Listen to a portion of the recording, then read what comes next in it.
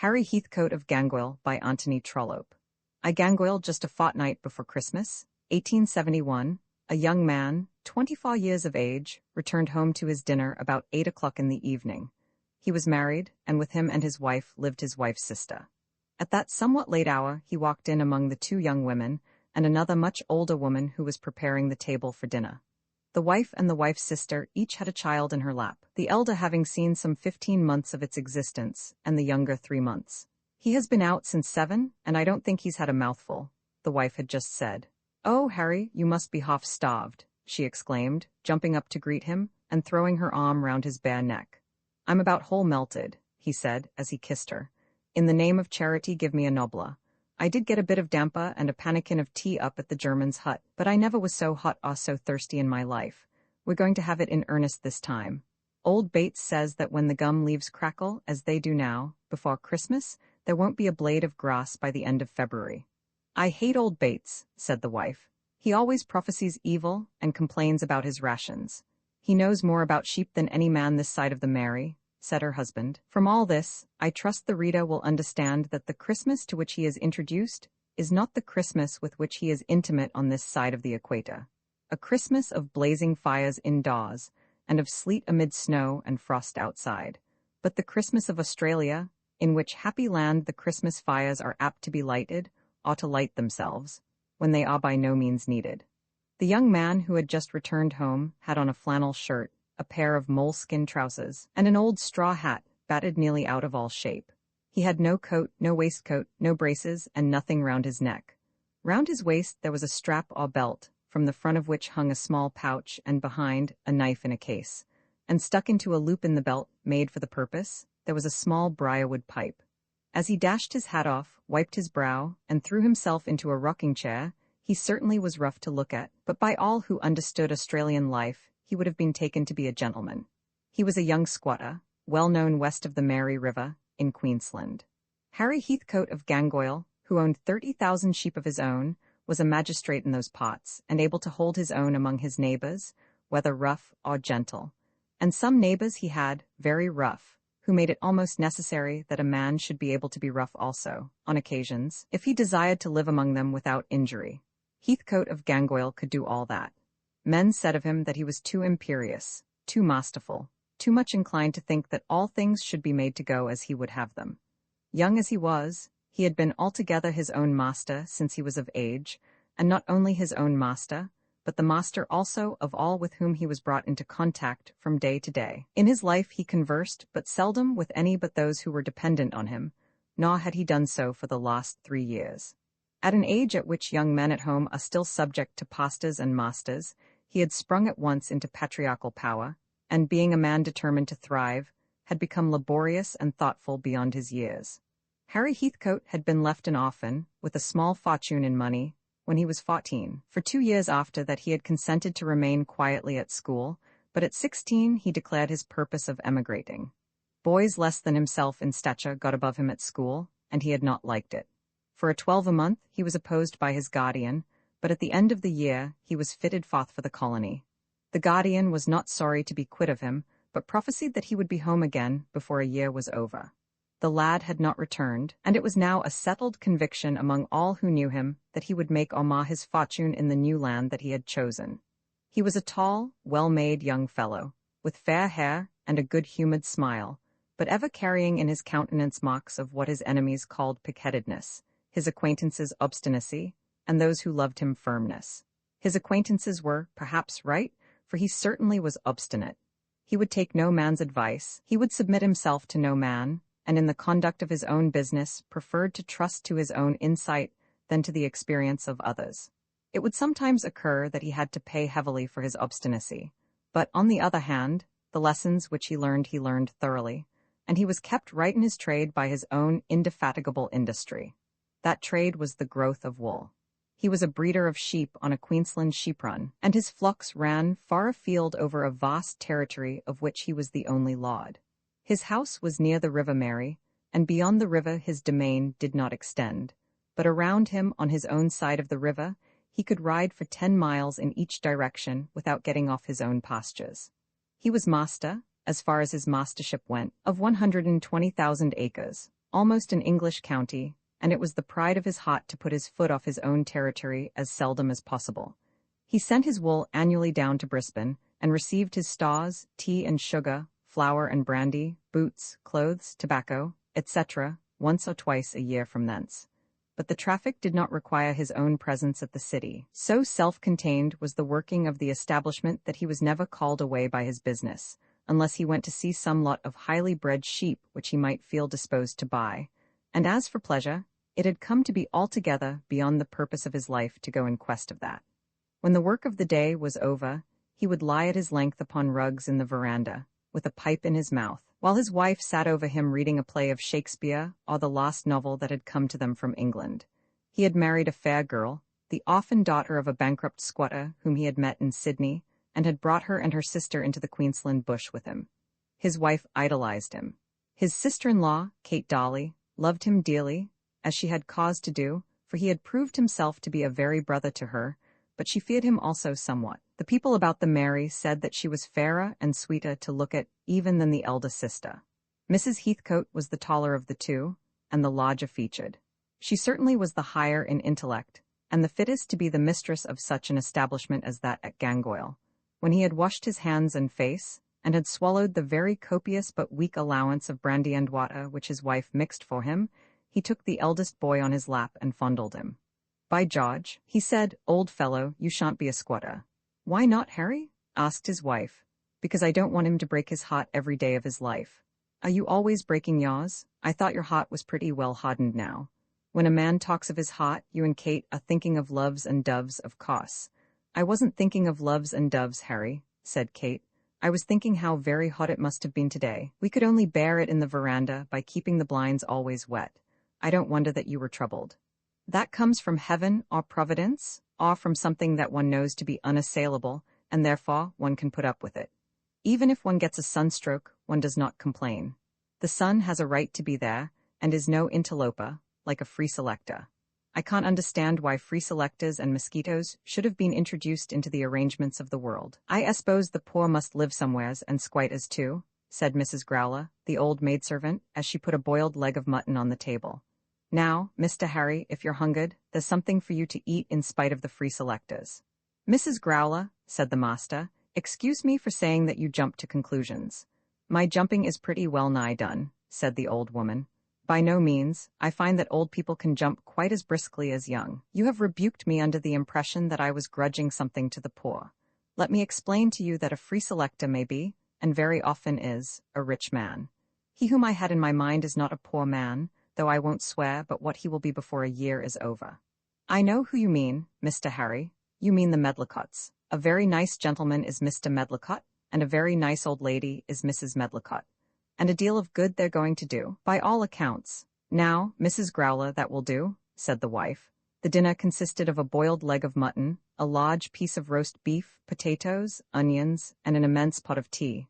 No glasses were even put upon the table. The two ladies had dressed for dinner, and were bright and pretty as they would have been in a country house at home, but Harry Heathcote had sat down just as he had entered the room. "I know you are tired to death," said his wife, "when I see you eat your dinner like that." "It isn't being tired, Mary. I'm not particularly tired, but I must be off again in about an hour." "Out again tonight?" "Yes, indeed." "On horseback?" "How else? Old Bates and Mickey are in their saddles still. I don't want to have my fences burned as soon as they're put up. It's a ticklish thing to think that a spark of fire anywhere about the place might ruin me, and to know at the same time that every man about the run and every swagsman that passes along have matches in their pocket. There isn't a pipe lighted on Gangoil this time of the year that mightn't make a beggar of you and me. That's another reason why I wouldn't have the young on a squatter." "I declare I think that squatters have more trouble than any people in the world," said Kate Dolly. "Free selectors have their own troubles too, Kate," said he. It must be explained as we go on that Heathcote felt that he had received a great and peculiar grievance from the hands of one Medlicott, a stranger who had lately settled near him, and that this last remark referred to a somewhat favorable opinion which had been expressed about this stranger by the two ladies. It was a little unfair, as having been addressed specially to Kate, intending as it did to imply that Kate had better consider the matter well before she allowed her opinion of the stranger to become dangerously favorable, for in truth she had said no more than her sister. "The Medlicott's troubles will never trouble me, Harry," she said. I hope not, Kate, nor mine either, more than we can help. But they do, said Mary. They trouble me and her too, very much. A man's back should be broad enough to bear all that for himself, said Harry. I get ashamed of myself when I grumble, and yet one seems to be surly if one doesn't say what one's thinking. I hope you'll always tell me what you're thinking, dear. Well, I suppose I shall, till this fellow is old enough to be talked to, and to be made to bear the burden of his father's care. By that time, Harry, you will have got rich, and we shall all be in England, shan't we? I don't know about being rich, but we shall have been free-selected off Gangoil. Now, Mrs. Growler, we've done dinner, and I'll have a pipe before I make another start. Is Jacko in the kitchen? Send him through to me onto the veranda. Gangoil was decidedly in the bush. According to common Australian parlance, all sheep stations are in the bush, even though there should not be a tree or shrub within sight. They who live away from the towns live a bush life. Small towns, as they grow up, are called bush towns, as we talk of country towns. The bush, indeed, is the country generally, but the Heathcotes lived absolutely and actually in the bush. There are Australian pastures which consist of plains on which not a tree is to be seen for miles, but others are forests, so far extending that their limits are almost unknown.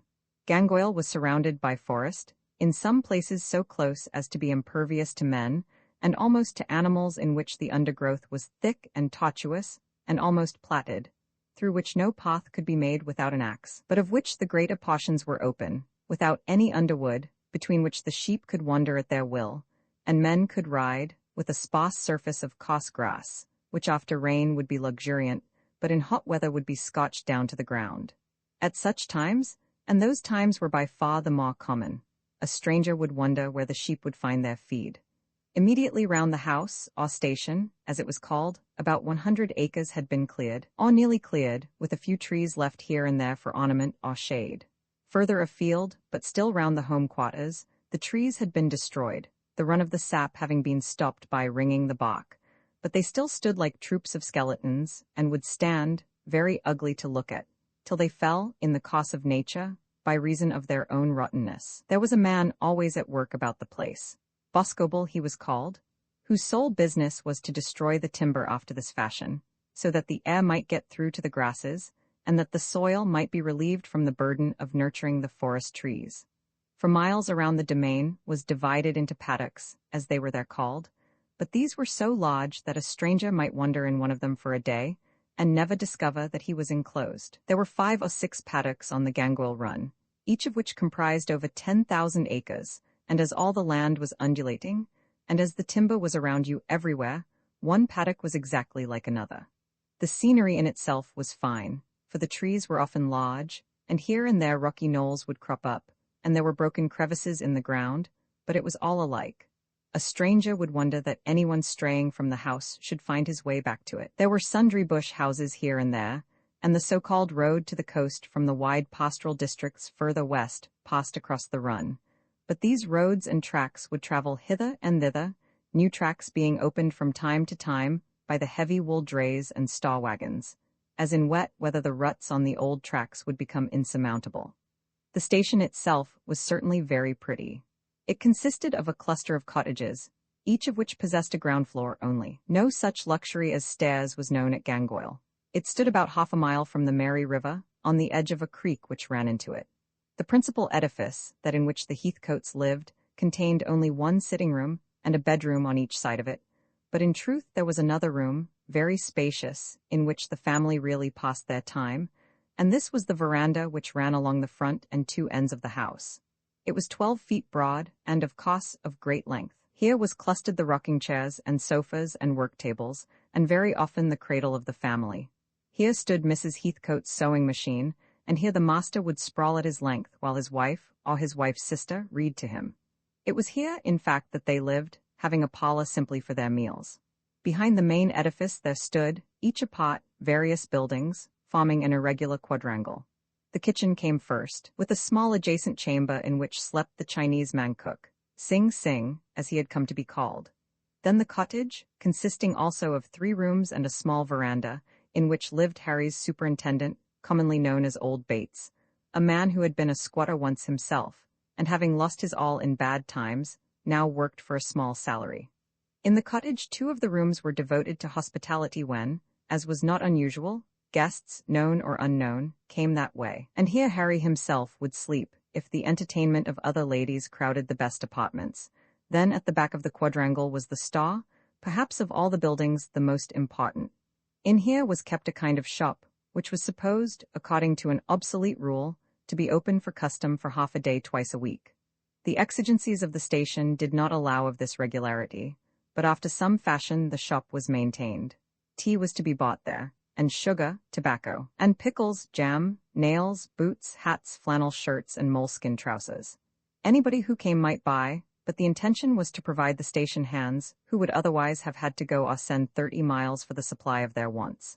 Very little money was taken here, generally none, but the quantity of pickles, jam, and tobacco sold was great. The men would consume large quantities of these bush delicacies, and the cost would be deducted from their wages. The tea and sugar, and flour also, were given out weekly, as rations, so much a week, and meat was supplied to them after the same fashion, for it was the duty of this young autocratic patriarch to find provisions for all who were employed around him. For such luxuries as jam and tobacco, the men paid themselves. On the farther side of the quadrangle was a rough coach-house, and rougher stables. The carriage part of the establishment consisted of 2 buggies, so called always in the bush, open carriages on 4 wheels, one of which was intended to hold 2 and the other 4 sitters. A Londoner looking at them would have declared them to be hopeless ruins, but Harry Heathcote still made wonderful journeys in them, taking care generally that the wheels were sound, and using ropes for the repair of dilapidations. The stables were almost unnecessary, as the horses, of which the supply at Gangoil was very large, roamed in the horse paddock, a comparatively small enclosure containing not above 300 or 400 acres, and were driven up as they were wanted. One horse was always kept close at home with which to catch the others, but this horse, for handiness, was generally hitched to a post outside the kitchen door. Harry was proud of his horses, and was sometimes heard to say that few men in England had a lot of 30 at hand as he had, out of which so many would be able to carry a man 80 miles in 8 hours at a moment's notice. But his stable arrangements would not have commanded respect in the shires. The animals were never groomed, never fed, and many of them never shod. They lived upon grass, and, Harry always said, cut their own bread and butter for themselves. Gangoil was certainly very pretty. The veranda was covered in with striped blinds, so that when the sun shone hot, or when the rains fell heavily, or when the mosquitoes were more than usually troublesome, there might be something of the protection of an enclosed room. Up all the posts there were flowering creepers, which covered the front with greenery, even when the flowers were wanting. From the front of the house down to the creek, there was a pleasant failing garden, heartbreaking, indeed, in regard to vegetables, for the opossums always came first, and they who followed the opossums got but little. But the garden gave a pleasant homelike look to the place, and was very dear to Harry, who was, perhaps, indifferent in regard to peas and tomatoes. Harry Heathcote was very proud of the place, for he had made it all himself, having pulled down a wretched barrack that he had found there. But he was far prouder of his woolshed, which he had also built, and which he regarded as first and foremost among woolsheds in those parts. By and by we shall be called on to visit the woolshed. Though Heathcote had done all this for Gangoil, it must be understood that the vast extent of territory over which his sheep ran was by no means his own property. He was simply the tenant of the crown, paying a rent computed at so much a sheep. He had, indeed, purchased the ground on which his house stood, but this he had done simply to guard himself against other purchases. These other purchases were the bane of his existence, the one great sorrow which, as he said, broke his heart. While he was speaking, a rough-looking lad, about 16 years of age, came through the parlor to the veranda, dressed very much like his master, but unwashed, uncombed, and with that wild look which falls upon those who wander about the Australian plains, living a nomad life. This was Jacko, so called, and no one knew him by any other name, a lad whom Heathcote had picked up about 6 months since, and who had become a favorite. "The old woman says as you was wanting me," suggested Jacko. "Going to be fine tonight, Jacko?" Jacko went to the edge of the veranda and looked up to the sky. "My word, little squall a-coming," he said. "I wish it would come from 10,000 buckets," said the master. "No buckets at all," said Jacko. "Want the hosses, master?" "Of course, I want the hosses, and I want you to come with me. There are 2 hosses saddled there. I'll ride Hamlet." Harry Heathcote returns in triumph when the fight was quite over, and Heathcote's party had returned to their hosses. Medlicott for a few minutes was faint and sick, but he revived after a while, and declared himself able to sit on his hoss. There was a difficulty in getting him up, but when there he made no further complaint. "This," said he, as he settled himself in his saddle, "is my first Christmas Day in Australia. I landed early in January, and last year I was on my way home to fetch my mother." "It's not much like an English Christmas," said Harry. "Nor yet as in Hanover," said the German. "It's Cock you should go to, or Galway, bedad, if you want to see Christmas kep after the old fashion," said Mickey. "I think we used to do it pretty well in Cumberland," said Medlicott. "There are things which can't be transplanted. They may have roast beef and all that, but you should have cold weather to make you feel that it is Christmas indeed." "We do it as well as we can," Harry pleaded. "I've seen a great pudding come into the room all afire, just to remind one of the old country, when it has been so hot that one could hardly bear a shirt on one's shoulders. But yet there's something in it. One likes to think of the old place, though one is so far away. How do you feel now? Does the jolting hurt you much? If your hoss is rough, change with me. This fellow goes as smooth as a lady." Medlicott declared that the pain did not trouble him much. "They'd have ridden over us, only for you," continued Harry. "My word, wouldn't they?" said Jacko, who was very proud of his own part in the battle. "I say, Mr. Medlicott, did you see Boss and his hoss pot company?" "You did, Mr. Harry. Didn't he fly like a bird, all in among the bushes? I owed Boss one, I did, my word. And now I've paid him." "I saw it," said Harry. "He was riding at me as hard as he could come. I can't understand Boscobel. Noakes is a sly, bad, slinking fellow whom I never liked, but I was always good to Boss, and when he cheated me, as he did about his time, I never even threatened to stop his money." "You told him of it too plain," said the German. "I did tell him, of course, as I should you. It has come to that now, that if a man rubs you, your own man, you are not to dare to tell him of it. What would you think of me, Call, if I were to find you out, and was to be afraid of speaking to you, lest you should turn against me and burn my fences?" Call Benda shrugged his shoulders, holding his reins up to his eyes. "I know what you ought to think, and I wish that every man about Gangoil should be sure that I will always say what I think right. I don't know that I ever was hard upon any man. I try not to be." "Through for you, Mr. Harry," said the Irishman. "I'm not going to pick my words because men like Noakes and Boscobel have the power of injuring me. I'm not going to truckle to rascals because I'm afraid of them. I'd sooner be burned out of house and home, and go and work on the wharves in Brisbane than that." "My word?" "Yes," said Jacko, "and I too. If the devil is to get ahead, he must, but I won't hold a candle to him. You fellows may tell every man about the place what I say. As long as I'm master of Gangoil, I'll be master, and when I come across a swindle, I'll tell the man who does it he's a swindler. I told Boss to his face, but I didn't tell anybody else, and I shouldn't if he'd taken it right and mended his ways." They all understood him very well. The German, the Irishman, Medlicott's foreman, Medlicott himself, and even Jacko. And though, no doubt, there was a feeling within the hearts of the men that Harry Heathcote was imperious, still they respected him, and they believed him. "The master should be the master, no doubt," said the Irishman. "A man that is a man will not sell hisself body and soul," said the German, slowly. "Do I want dominion over your soul, Call Benda?" asked the squatter with energy. "You know I don't, nor over your body, except so far as it suits you to sell your services. What you sell you part with readily, like a man, and it's not likely that you and I shall quarrel, but all this row about nothing can't be very pleasant to a man with a broken shoulder." "I like to hear you," said Medlicott. "I'm always a good listener when men have something really to say." "Well then, I've something to say," cried Harry. "There never was a man came to my house whom I'd sooner see as a Christmas guest than yourself." "Thank ye, sir. It's more than I could have said yesterday with truth." "It's more than you did say." "Yes, by George, but you've beat me now. When you're hard pressed for hands down yonder, you send for me and see if I won't turn the mill for you, or Hocane's either." "So will I, my word, yes, just for my rations." They had by this time reached the Gangoil fence, having taken the directest route for the house. But Harry, in doing this, had not been unmindful of the fire. Had Medlicott not been wounded, he would have taken the party somewhat out of the way, down southward, following the flames, but Medlicott's condition had made him feel that he would not be justified in doing so. Now, however, it occurred to him that he might as well ride a mile or two down the fence, and see what injury had been done. The escort of the men would be sufficient to take Medlicott to the station, and he would reach the place as soon as they. If the flames were still running ahead, he knew that he could not now stop then, but he could at least learn how the matter stood with him. If the worst came to the worst, he would not now lose more than 3 or 4 miles of fencing, and the grass off a corner of his run. Nevertheless, tired as he was, he could not bear the idea of going home without knowing the whole story. so he made his proposal. Medlicott, of course, made no objection. Each of the men offered to go with him, but he declined their services. "There is nothing to do," said he, "and nobody to catch, and if the fire is burning, it must burn." So he went alone. The words that he had uttered among his men had not been lightly spoken. He had begun to perceive that life would be very hard to him in his present position, or perhaps altogether impossible, as long as he was at enmity with all those around him.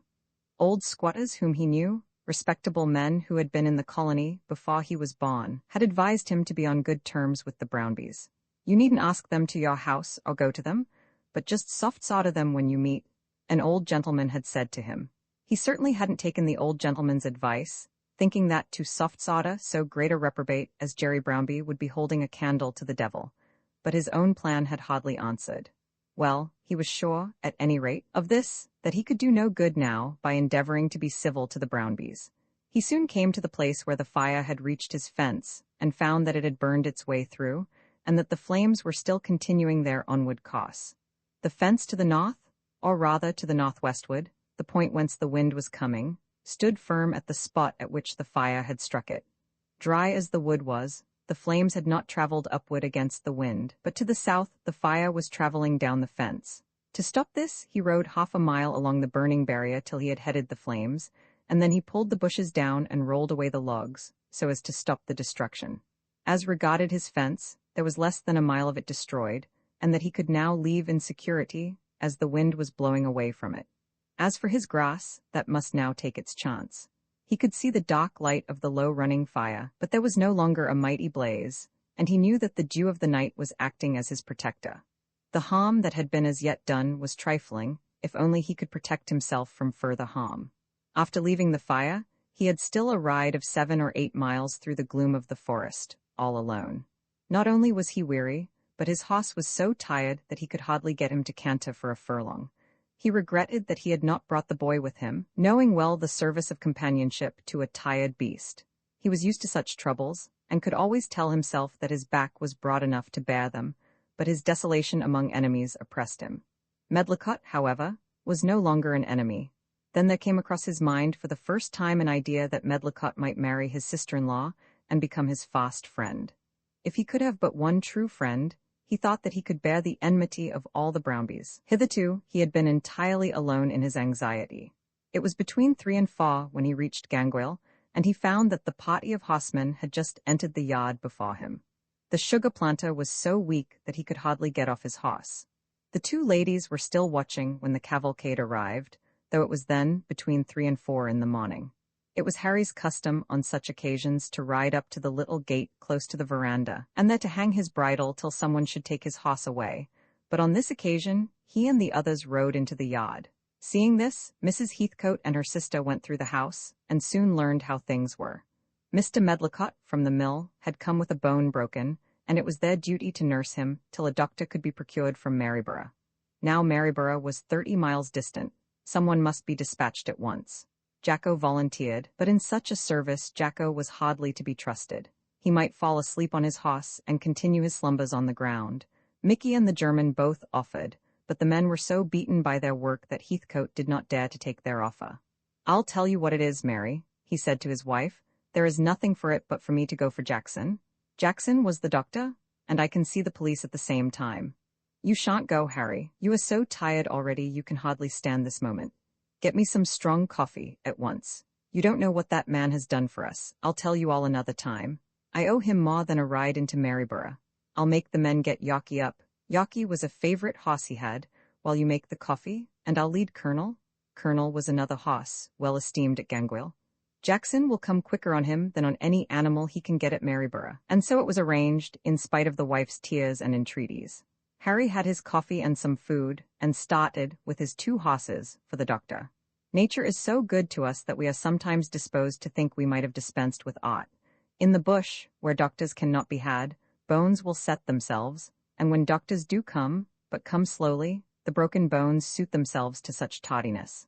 Medlicott was brought in and put to bed. Let the reader not be shocked to hear that Kate Dolly's room was given up to him, as being best suited for a sick man's comfort, and the 2 ladies took it in turn to watch him. Mrs. Heathcote was, of course, the first, and remained with him till dawn. Then Kate crept to the door and asked whether she should relieve her sister. Medlicott was asleep, and it was agreed that Kate should remain in the veranda and look in from time to see whether the wounded man required aught at her hands. She looked in very often, and then, at last, he was awake. "Miss Dolly," he said, "I feel so ashamed of the trouble I'm giving." "Don't speak of it, it is nothing. In the bush everybody of course does anything for everybody." When the words were spoken, she felt that they were not as complimentary as she would have wished. "You were to have come today, you know, but we did not think you'd come like this, did we? I don't know why I didn't go home instead of coming here. The doctor will reach Gangoil sooner than he could the mill. You are better here, and we will send for Mrs. Medlicott as soon as the men have had a rest. How was it all, Mr. Medlicott? Harry says that there was a fight, and that you came in just at the nick of time, and that but for you all the run would have been burned." "Not that at all. He said so, only he went off so quickly, and was so busy with things, that we hardly understood him. Is it not dreadful that there should be such fighting? And then these horrid fires? You were in the middle of the fire, were you not?" It suited Kate's feelings that Medlicott should be the hero of this occasion. "We were lighting them in front to put them out behind. And then, while you were at work, these men from Boulabong came upon you. Oh, Mr. Medlicott, we shall be so very, very wretched if you are much hurt. My sister is so unhappy about it. It's only my collarbone, Miss Dolly, but that is so dreadful." She was still thinking of the one word he had spoken when he had, well, not asked her for her love, but said that which between a young man and a young woman ought to mean the same thing. Perhaps it had meant nothing? She had heard that young men do say things which mean nothing. But to her, living in the solitude of Gangoil, the one word had been so much. Her heart had melted with absolute acknowledged love when the man had been brought through into the house with all the added attraction of a broken bone. While her sister had watched, she had retired to rest, as Mary had said, but in truth to think of the chance which had brought her in this guise into familiar contact with the man she loved. And then, when she had crept up to take her place in watching him, she had almost felt that shame should restrain her. But it was her duty, and of course, a man with a collarbone broken would not speak of love. "It will make your Christmas so sad for you," he said. "Oh, as for that, we mind nothing about it for ourselves. We are never very gay here. But you are happy?" "Oh yes, quite happy, except when Harry is disturbed by these troubles. I don't think anybody has so many troubles as a squatter. It sometimes seems that all the world is against him.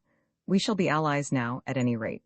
"Oh, I do so hope we shall," said Kate, putting her hands together in her energy, and then retreating from her energy with sad awkwardness when she remembered the personal application of her wish.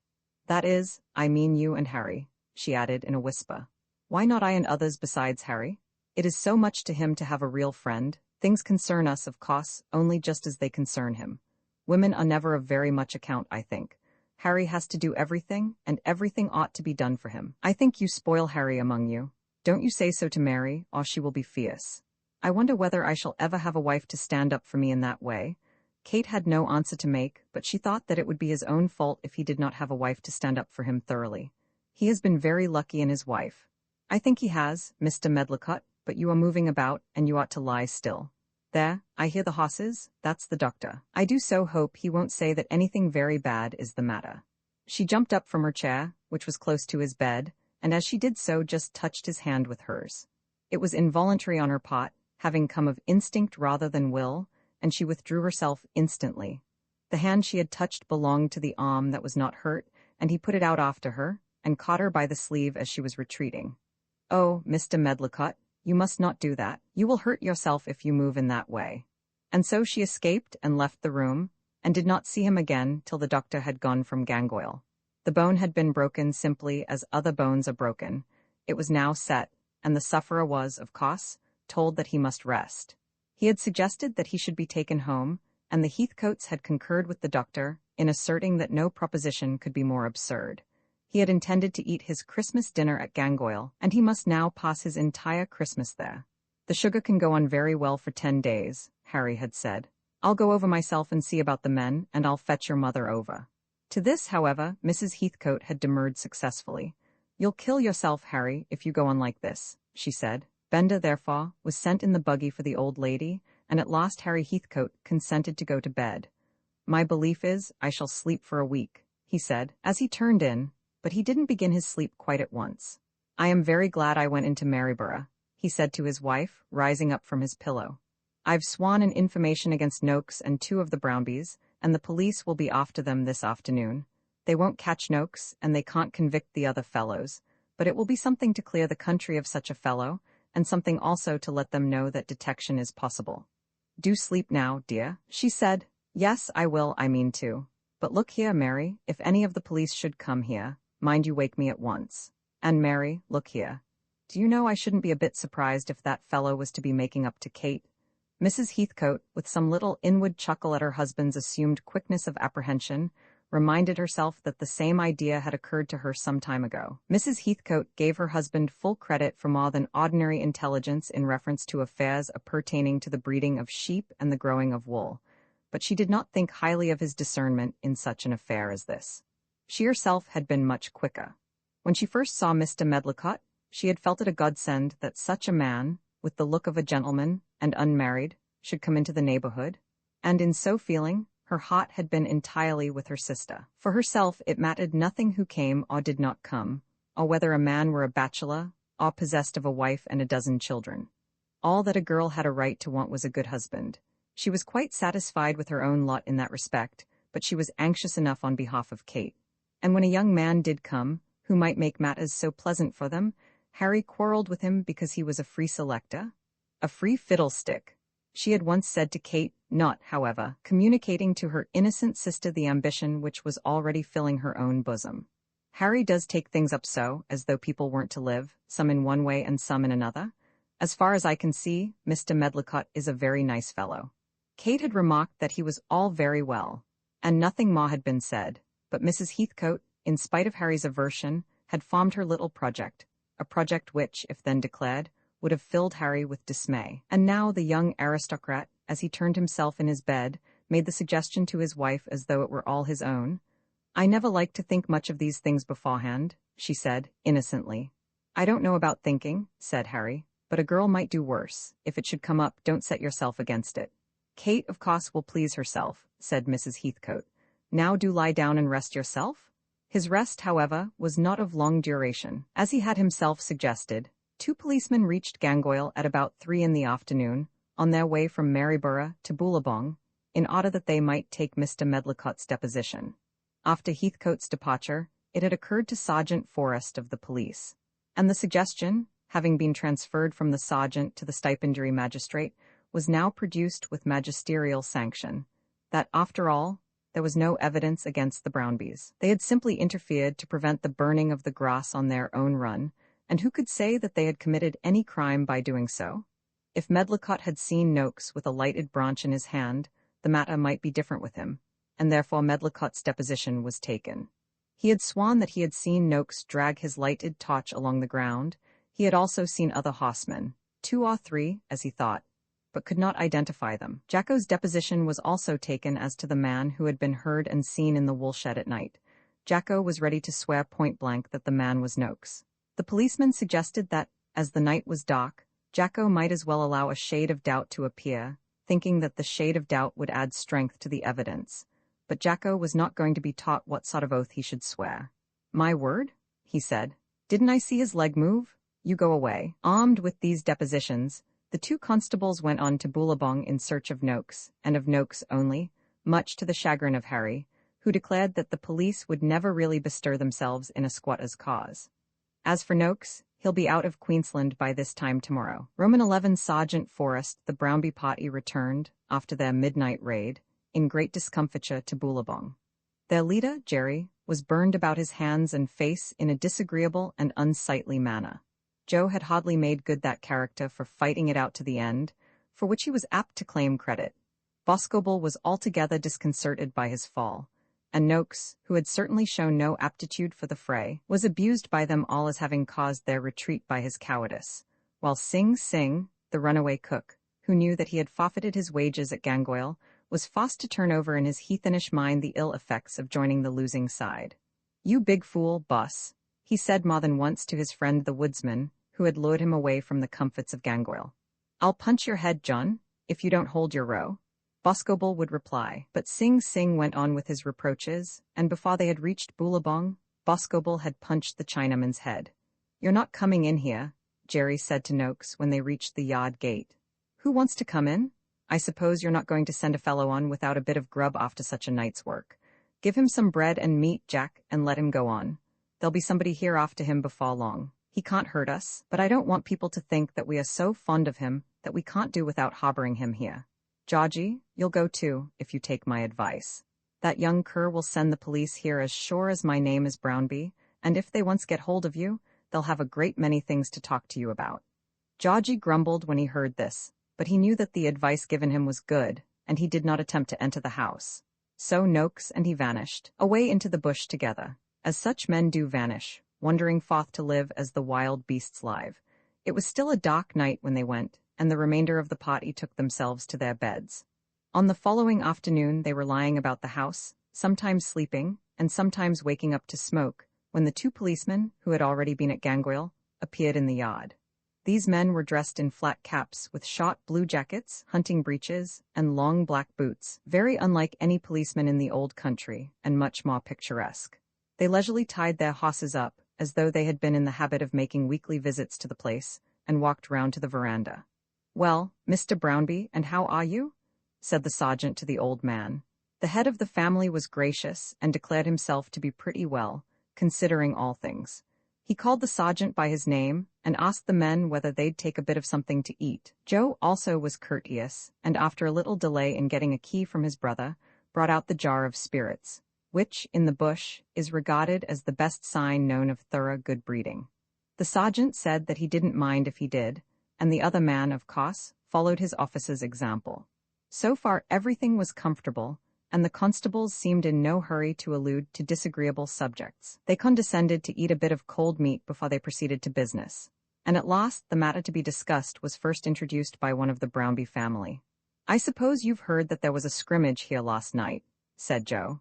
The Brownby party present consisted of the old man, Joe and Jack Brownby, and Boscobel, Jerry keeping himself in the background because of his disfigurement. The sergeant, as he swallowed his food, acknowledged that he had heard something about it. "And that's what brings you here," continued Joe. "There ain't nothing wrong here," said old Brownby. "I hope not, Mr. Brownby," said the sergeant. "I hope not. We haven't got anything against you, at any rate." Sergeant Forrest was a graduate of Oxford, the son of an English clergyman who, having his way to make in the world, had thought that an early fortune would be found in the colonies. He had come out, had failed, had suffered some very hard things, and now, at the age of 35, enjoyed life thoroughly as a sergeant of the colonial police. "You haven't got anything against anybody here, I should think," said Joe.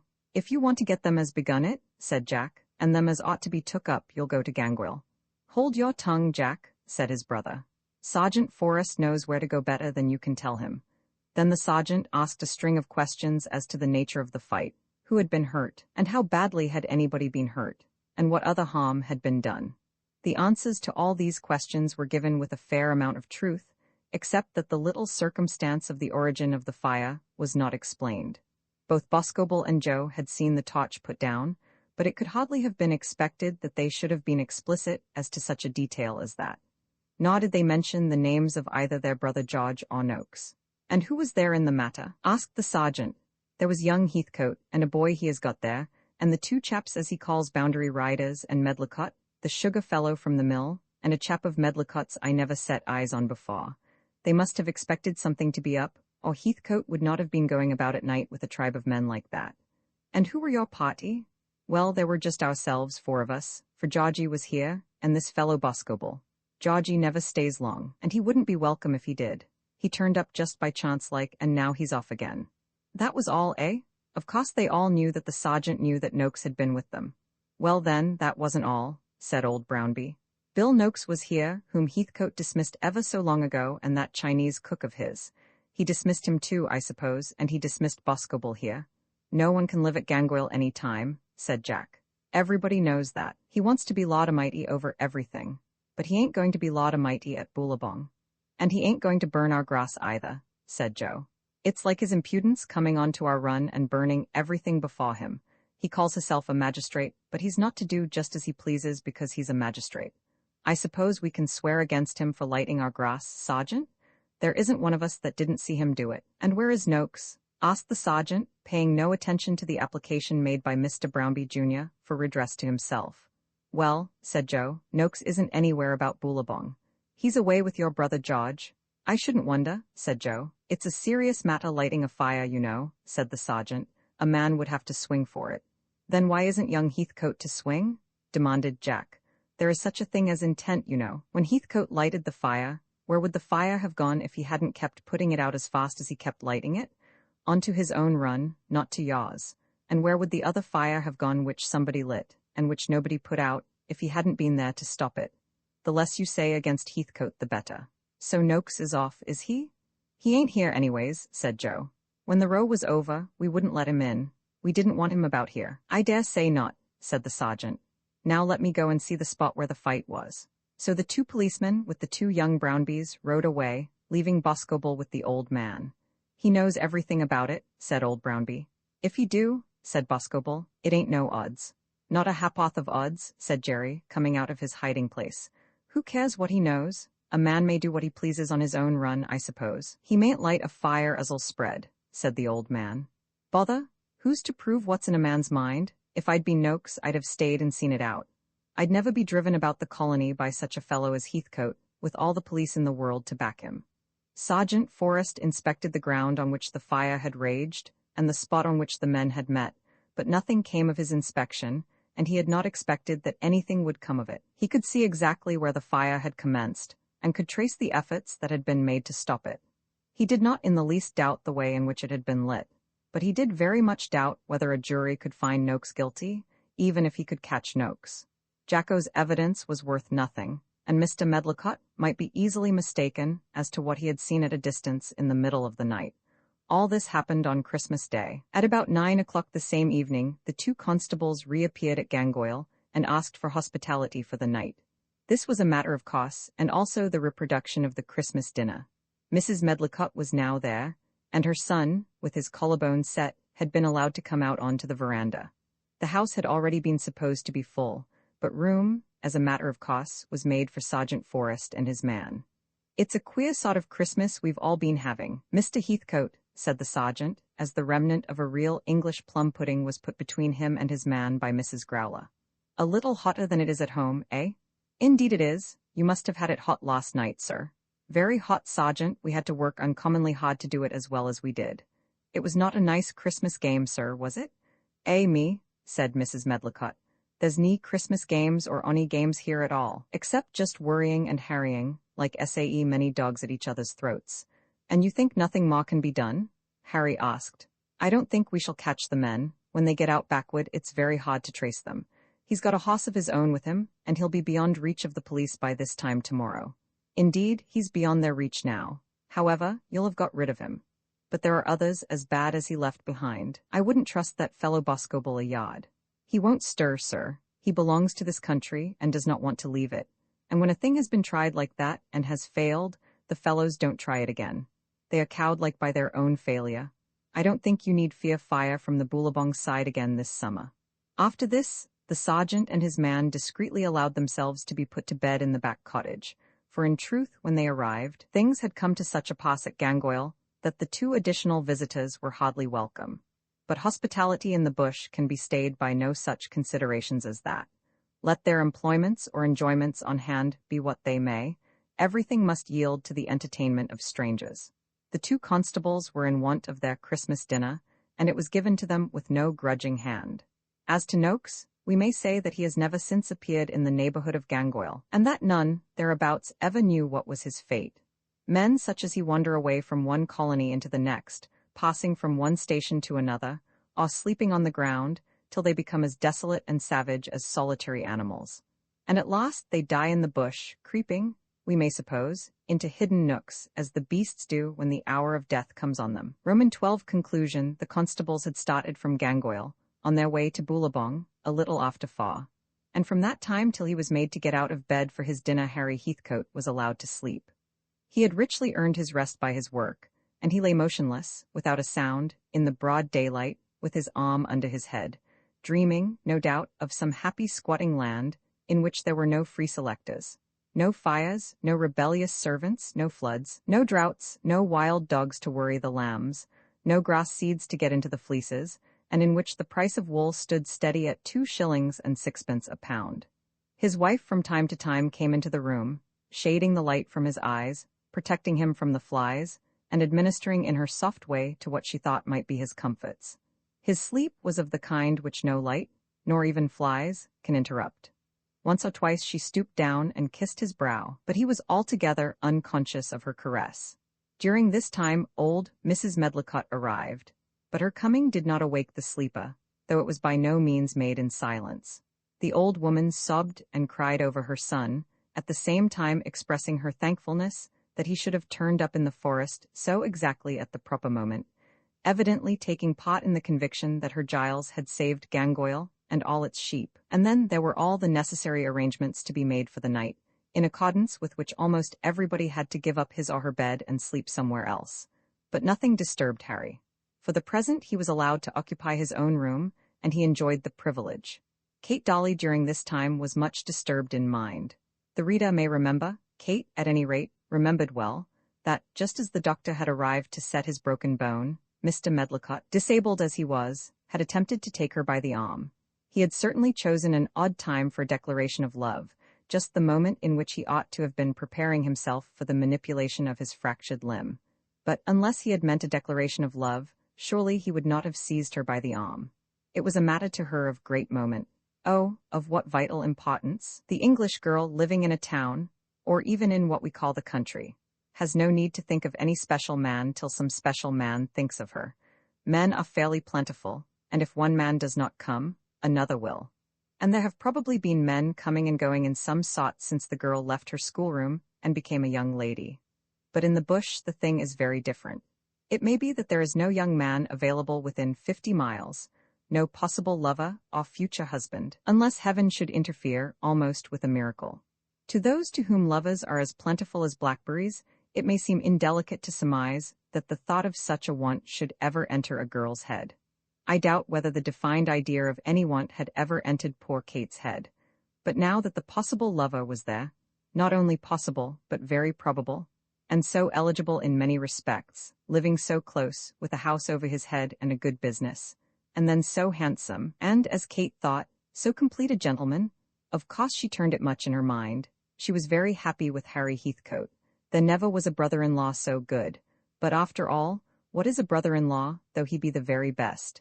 Kate had already begun to fancy that a house of her own and a husband of her own would be essential to her happiness. But then, a man cannot be expected to make an offer with a broken collarbone. Certainly cannot do so just when the doctor has arrived to set the bone.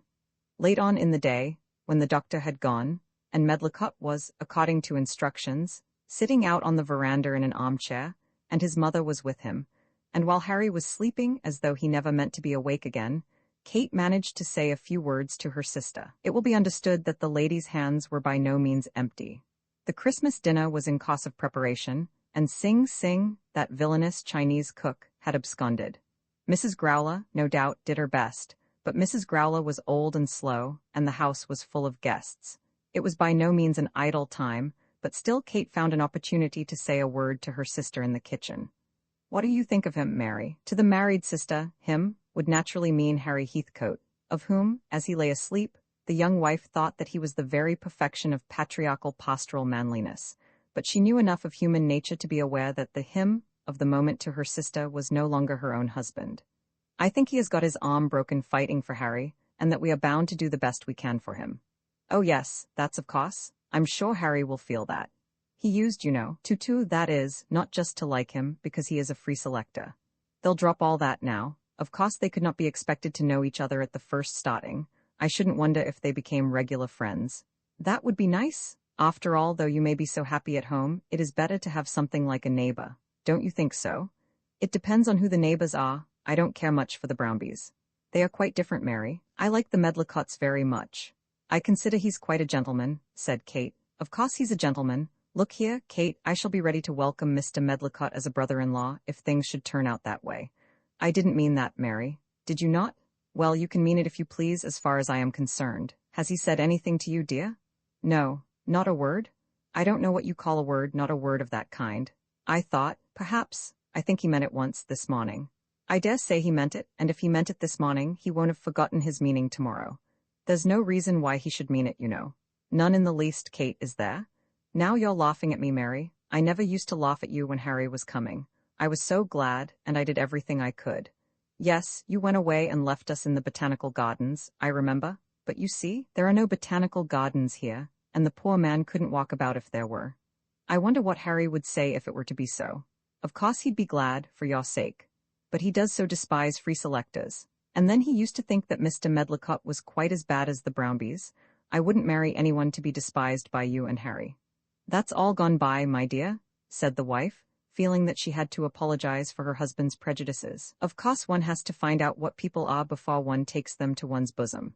Mr. Medlicott has acted in the most friendly way about these fires, and I'm sure Harry will never despise him any more. He couldn't have done more for a real brother than have his arm broken. But you must remember one thing, Kate, Mr. Medlicott is very nice, and like a gentleman, and all that. But you never can be quite certain about any man till he speaks out plainly. Don't set your heart upon him till you are quite sure that he has set his upon you. Oh no, said Kate, giving her maidenly assurance when it was so much too late. Just at this moment, Mrs. Growler came into the kitchen, and Kate's promises and her sister's cautions were for the moment silenced. How we to manage to get the dinner on the table, I for one don't know at all, said Mrs. Growler. There's Mr. Bates'll be here, that will be 6 of 'em, and that Mr. Medlicott will want somebody to do everything for him, because he's been and got hisself smashed. And there's the old lady has just come out from home, and is as particular as anything. And Mr. Harry himself never thinks of things at all. One pair of hands, and them very old, can't do everything for everybody. All of which was very well understood to mean nothing at all. Household deficiencies, and, indeed, all deficiencies, are considerable or insignificant in accordance with the aspirations of those concerned. When a man has a regiment of servants in his dining room, with beautifully cut glass, a forest of flowers, and an iceberg in the middle of his table if the weather be hot, his guests will think themselves ill-used and badly fed if aught in the banquet be astray. There must not be a rose-leaf ruffled. A failure in the attendance, a falling off in a dish, or a fault in the wine, is a crime. But the same guests shall be merry as the evening is long with a leg of mutton and whiskey toddy, and will change their own plates, and clear their own table, and think nothing wrong, if from the beginning such has been the intention of the giver of the feast. In spite of Mrs. Growler's prognostications, though the cook had absconded, and the chief guest of the occasion could not cut up his own meat, that Christmas dinner at Gangoil was eaten with great satisfaction. Harry had been so far triumphant. He had stopped the fire that was intended to ruin him, he had beaten off his enemies on their own ground, and he was no longer oppressed by that sense of desolation which had almost overpowered him. "We'll give one toast, Mrs. Medlicott," he said, when Mrs. Growler and Kate between them had taken away the relics of the plum pudding. "Our friends at home?" The poor lady drank the toast with a sob. "That's Vera Wheel for you, Mr. Heathcote. You're young, and will win your way hame, and see auld friends again, nae doubt. But I'll never see ane of them mair, except those I have here." Nevertheless, the old lady ate her dinner and drank her toddy, and made much of the occasion, going in and out to her son upon the veranda. Soon after dinner Heathcote, as was his wont, strayed out with his Prime Minister Bates to consult on the dangers which might be supposed still to threaten his kingdom, and Mrs. Heathcote, with her youngest boy in her lap, sat talking to Mrs. Medlicott in the parlour. Such was not her custom in weather such as this. Kate had been sent out onto the veranda, with special commands to attend to the wants of the sufferer, and Mrs. Heathcote would have followed her had she not remembered her sister's appeal. "I did everything I could for you." In those happy days, Kate had been very good, and certainly deserved requital for her services. And therefore, when the men had gone out, Mrs. Heathcote, with her guest, remained in the warm room, and went so far as to suggest that at that period of the day the room was preferable to the veranda. Poor Mrs. Medlicott was new to the ways of the bush, and fell into the trap. Thus Kate Dolly was left alone with her wounded hero. When told to take him out his glass of wine, and when conscious that no one followed her, she felt herself to have been guilty of some great sin, and was almost tempted to escape. She had asked her sister for help, and this was the help that was forthcoming, help so palpable, so manifest, as to be almost indelicate. Would he think that plans were being made to catch him, now that he was a captive and impotent? The thought that it was possible that such an idea might occur to him was terrible to her. She would rather lose him altogether than feel the stain of such a suggestion on her own conscience. She put the glass of wine down on the little table by his side, and then attempted to withdraw. "Stay a moment with me," he said. "Where are they all?" "Mary and your mother are inside. Harry and Mr. Bates have gone across to look at the horses. I almost feel as though I could walk too. You must not think of it yet, Mr. Medlicott. It seems almost a wonder that you shouldn't have to be in bed, and you with your collarbone broken only last night. I don't know how you can bear it as you do. I shall be so glad I broke it, if one thing will come about. What thing? Asked Kate, blushing. Kate, may I call you Kate? I don't know, she said. You know I love you, do you not? You must know it. Dearest Kate, can you love me and be my wife? His left arm was bound up and was in a sling, but he put out his right hand to take hers, if she would give it to him. Kate Dolly had never had a lover before, and felt the occasion to be trying.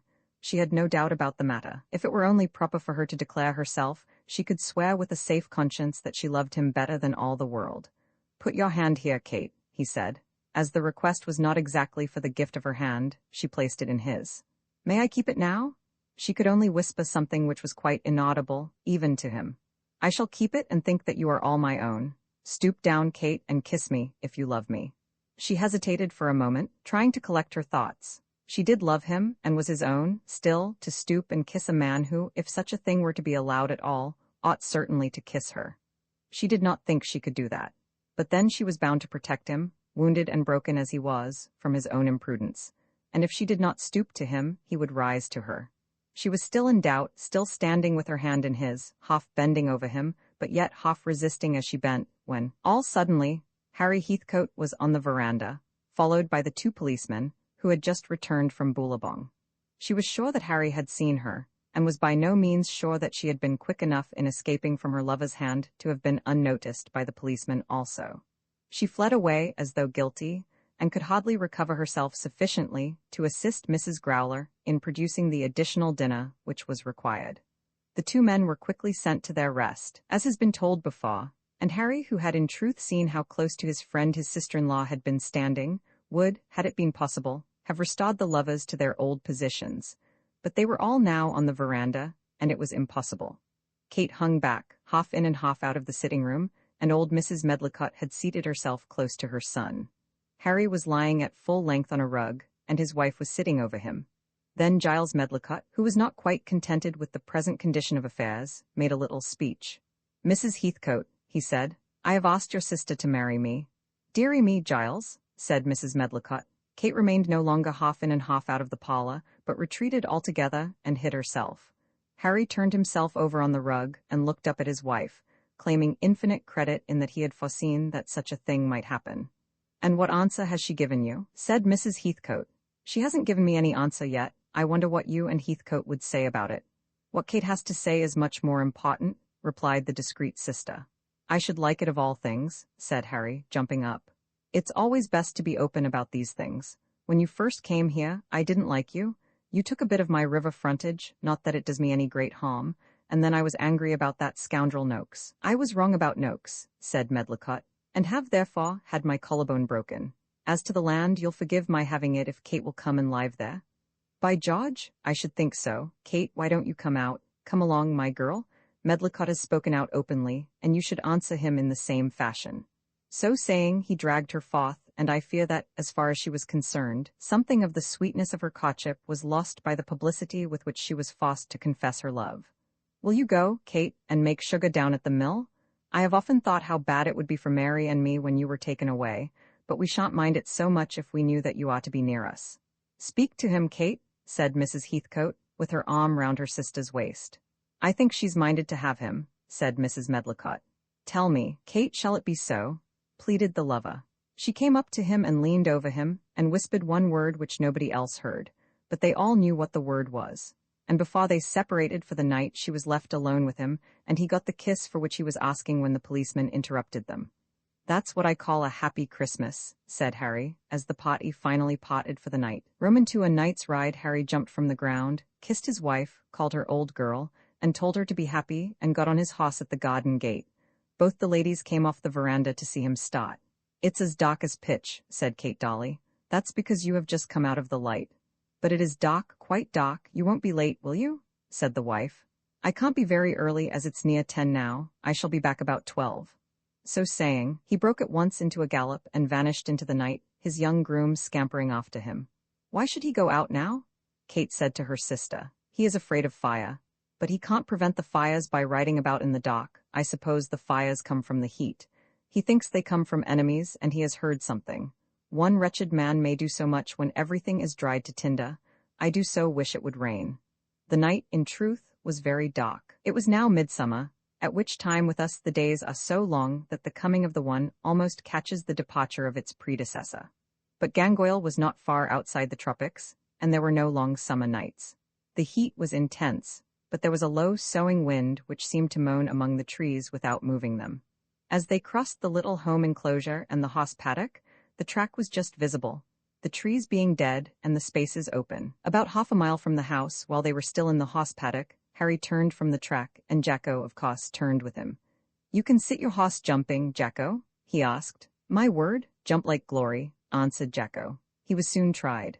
Harry rode at the bush fence, which was not indeed much of a fence, made of logs lengthways and crossways about 3.5 feet high, and went over it.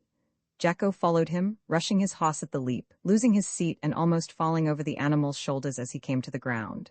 "My word," said Jacko, just saving himself by a scramble. "Who ever saw the like of that?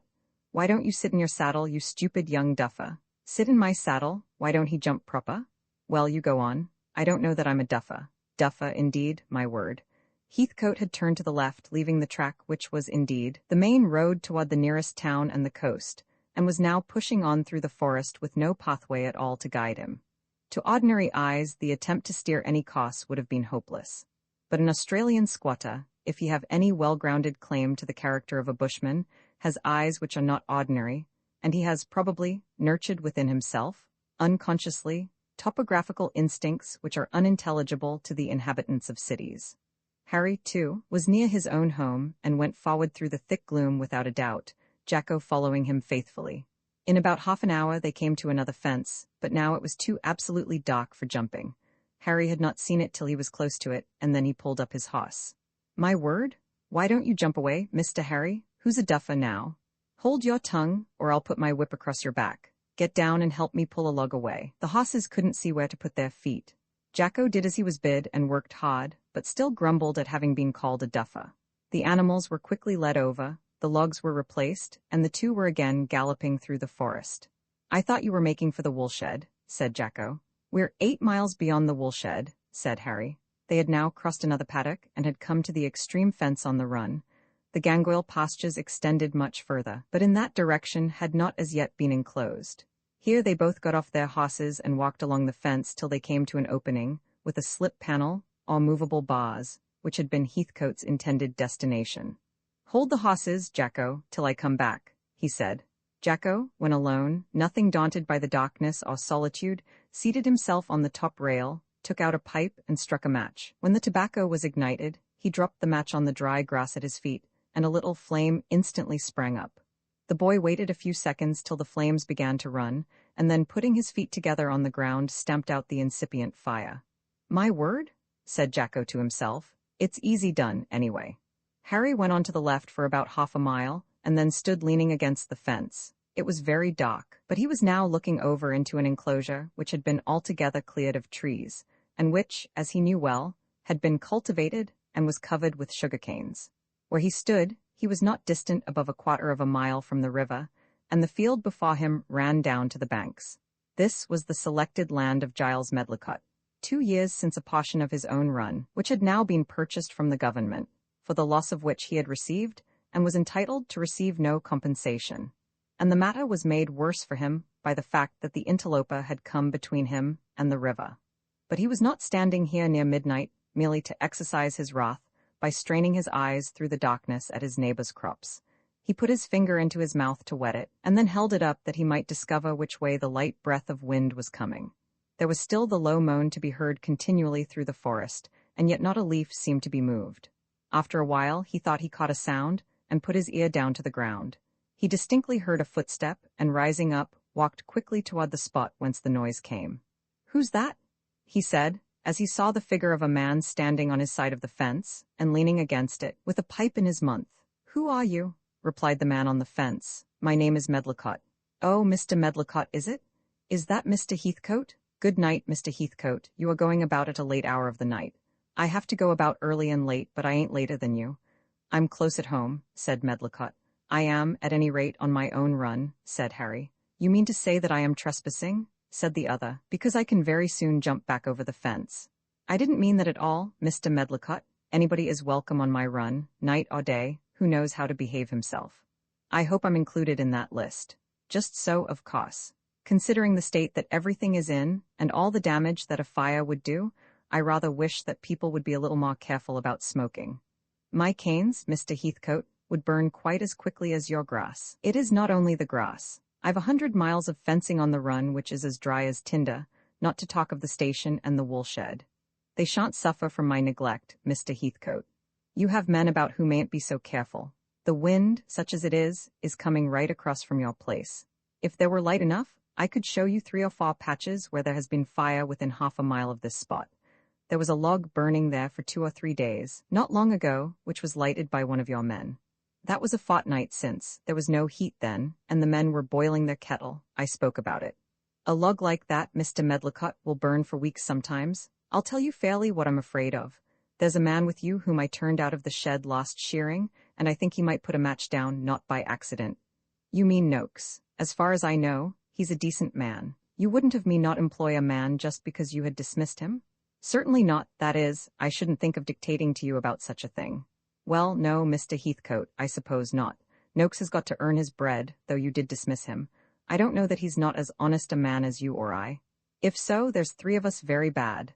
That's all, Mr. Medlicott. Good night, and if you'll trouble yourself to look after the ash of your tobacco, it might be the saving of me and all I have. So saying, he turned round, and made his way back to the horses. Medlicott had placed himself on the fence during the interview, and he still kept his seat. Of course he was now thinking of the man who had just left him, whom he declared to himself to be an ignorant, prejudiced, ill-constituted cur. I believe in his heart he thinks that I'm going to set fire to his run, he said, almost aloud. And because he grows wool, he thinks himself above everybody in the colony. He occupies thousands of acres, and employs 3 or 4 men. I till about 200, and maintain 30 families. But he is such a pig that he can't understand all that. And he thinks that I must be something low, because I've bought with my own money a bit of land which never belonged to him, and which he couldn't use. Such was the nature of Giles Medlicott's soliloquy as he sat swinging his legs, and still smoking his pipe, on the fence which divided his sugarcane from the other young man's run, and Harry Heathcote uttered his soliloquy also. I wouldn't swear that he wouldn't do it himself, after all, meaning that he almost suspected that Medlicott himself would be an incendiary. To him, in his way of thinking, a man who would take advantage of the law to buy a bit of another man's land, or become a free selector, as the term goes, was a public enemy, and might be presumed capable of any iniquity. It was all very well for the girls, meaning his wife and sister-in-law, to tell him that Medlicott had the manners of a gentleman and had come of decent people. Women were always soft enough to be taken by soft hands, a good-looking face, and a decent coat. This Medlicott went about dressed like a man in the towns, exhibiting, as Harry thought, a contemptible, unmanly finery. Of what use was it to tell him that Medlicott was a gentleman?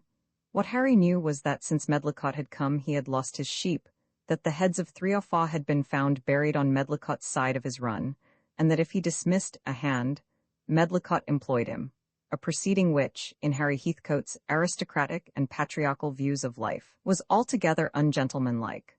How were the hands to be kept in their place if one employer of labor did not back up another? He had been warned to be on his guard against fire.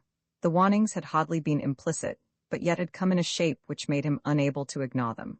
Old Bates, whom he trusted implicitly, and who was a man of very few words, had told him to be on his guard. The German, at whose hut he had been in the morning, Carl Benda by name, and a servant of his own, had told him that there would be fire about before long. Why should anyone want to ruin me? Harry had asked. Did I ever wrong a man of a shilling?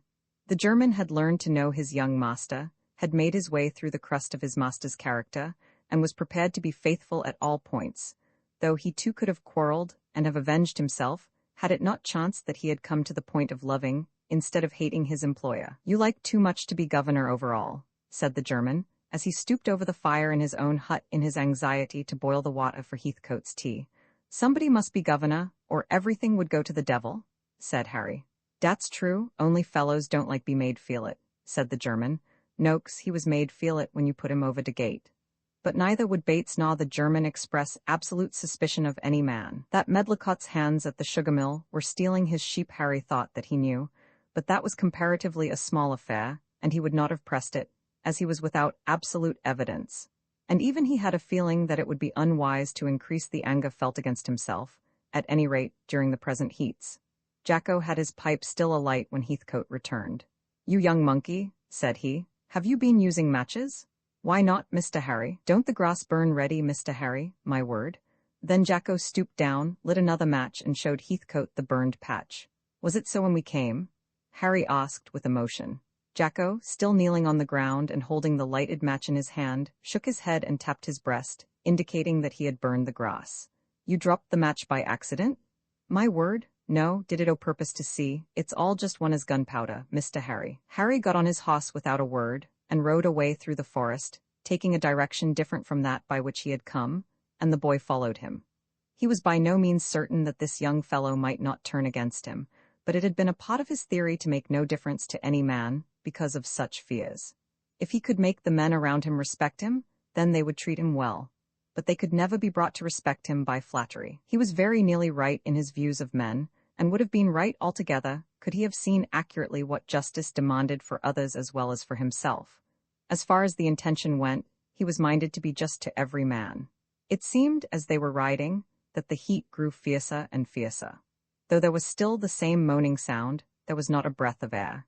They had now got upon a track very well known to Heathcote, which led up from the river to the woolshed, and so on to the station, and they had turned homeward. When they were near the woolshed, suddenly there fell a heavy drop or two of rain. Harry stopped and turned his face upward, when in a moment the whole heavens above them and the forest around were illumined by a flash of lightning so near them that it made each of them start in his saddle, and made the horses shudder in every limb. Then came the roll of thunder immediately over their heads, and with the thunder rain so thick and fast that Harry's 10,000 buckets seemed to be emptied directly over their heads. "God Almighty has put out the fires now," said Jacko. Harry paused for a moment, feeling the rain through to his bones, for he had nothing on over his shirt, and rejoicing in it. "Yes," he said, "we may go to bed for a week and let the grass grow, and the creeks fill, and the earth cool. Half an hour like this over the whole run, and there won't be a dry stick on it." As they went on, the horses splashed through the water. It seemed as though a deluge were falling, and that already the ground beneath their feet were becoming a lake. "We might have too much of this, Jacko." "My word, yes. I don't want to have the Mary flooded again." "My word, no." But by the time they reached the woolshed it was over. From the first drop to the last, there had hardly been a space of 20 minutes, but there was a noise of waters as the little streams washed hither and thither to their destined courses, and still the horses splashed, and still there was the feeling of an incipient deluge. When they reached the woolshed, Harry again got off his horse, and Jacko, dismounting also, hitched the two animals to the post and followed his master into the building. Harry struck a wax match and, holding it up, strove to look round the building by the feeble light which it shed. It was a remarkable edifice, built in the shape of a great T, open at the sides, with a sharp pitched timber roof covered with felt, which came down within 4 feet of the ground. It was calculated to hold about 400 sheep at a time, and was divided into pens of various sizes, partitioned off for various purposes. If Harry Heathcote was sure of anything, he was sure that his woolshed was the best that had ever been built in this district. "By Gemini, what's that?" said Jacko. "Did you hear anything?" Jacko pointed with his finger down the center walk of the shed, and Harry, striking another match as he went, rushed forward. But the match was out as soon as ignited, and gave no glimmer of light. Nevertheless he saw, or thought that he saw, the figure of a man escaping out of the open end of the shed. The place itself was black as midnight, but the space beyond was clear of trees, and the darkness outside being a few shades lighter than within the building, allowed something of the outline of a figure to be visible, and as the man escaped, the sounds of his footsteps were audible enough. Harry called to him, but of course received no answer. Had he pursued him, he would have been obliged to cross sundry rails, which would have so delayed him as to give him no chance of success. "I knew there was a fellow about," he said. "One of our own men would not have run like that." Jacko shook his head, but did not speak. "He has got in here for shelter out of the rain, but he was doing no good about the place." Jacko again shook his head. "I wonder who he was?" Jacko came up and whispered in his ear, "Bill Noakes. You couldn't see him. See'd the drag of his leg." Now it was well known that the man Noakes had injured some of his muscles and habitually dragged one foot after another. I don't think you could have been sure of him by such a glimpse as that. Maybe not, said the boy, only I'm sure as sure. Harry Heathcote said not another word, but getting again upon his horse, galloped home. It was past 1 when he reached the station, but the 2 girls were waiting up for him, and at once began to condole with him because he was wet. Wet, said Harry. If you could only know how much I prefer things being wet to dry just at present. But give Jacko some supper. I must keep that young fellow in good humor if I can. So Jacko had half a loaf of bread, and a small pot of jam, and a large jug of cold tea provided for him, in the enjoyment of which luxuries he did not seem to be in the least impeded by the fact that he was wet through to the skin. Harry Heathcote had another nobler, being only the second in the day, and then went to bed. Roman 3 Medlicott's mill, as Harry said, they might all now lie in bed for a day or two. The rain had set aside for the time the necessity for that urgent watchfulness which kept all hands on the station hard at work during the great heat. There was not, generally, much rest during the year at Gangoil. Lambing in April and May, washing and shearing in September, October, and November, with the fear of fires and the necessary precautions in December and January, did not leave more than sufficient intervals for looking after the water dams, making and mending fences, procuring stars, and attending to the ailments of the flocks. No man worked harder than the young squatter. But now there had suddenly come a day or two of rest from work which was not of itself productive, but only remedial, and which, therefore, was not begrudged. But it soon was apparent that the rest could be only for a day or two. The rain had fallen as from 10,000 buckets, but it had fallen only for a space of minutes. On the following morning, the thirsty earth had apparently swallowed all the flood. The water in the creek beneath the house stood 2 feet higher than it had done, and Harry, when he visited the dams round the run, found that they were full to overflowing, and the grasses were already springing, so quick is the all but tropical growth of the country.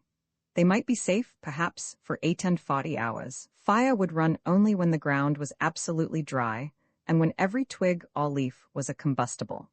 But during those 8 and 40 hours, there might be comparative ease at Gangoil.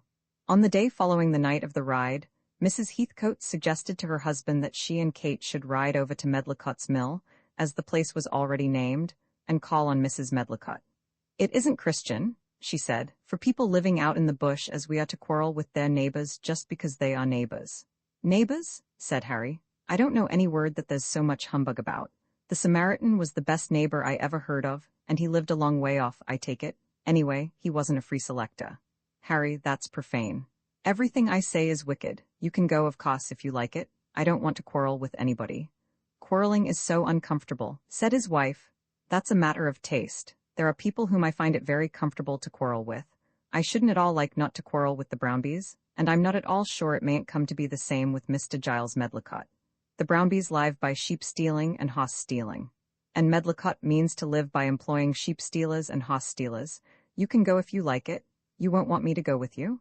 Will you have the buggy? But the ladies said that they would ride. The air was cooler now than it had been, and they would like the exercise.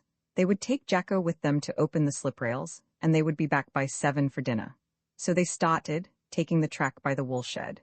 The woolshed was about 2 miles from the station, and Medlicott's mill was 7 miles farther, on the bank of the river.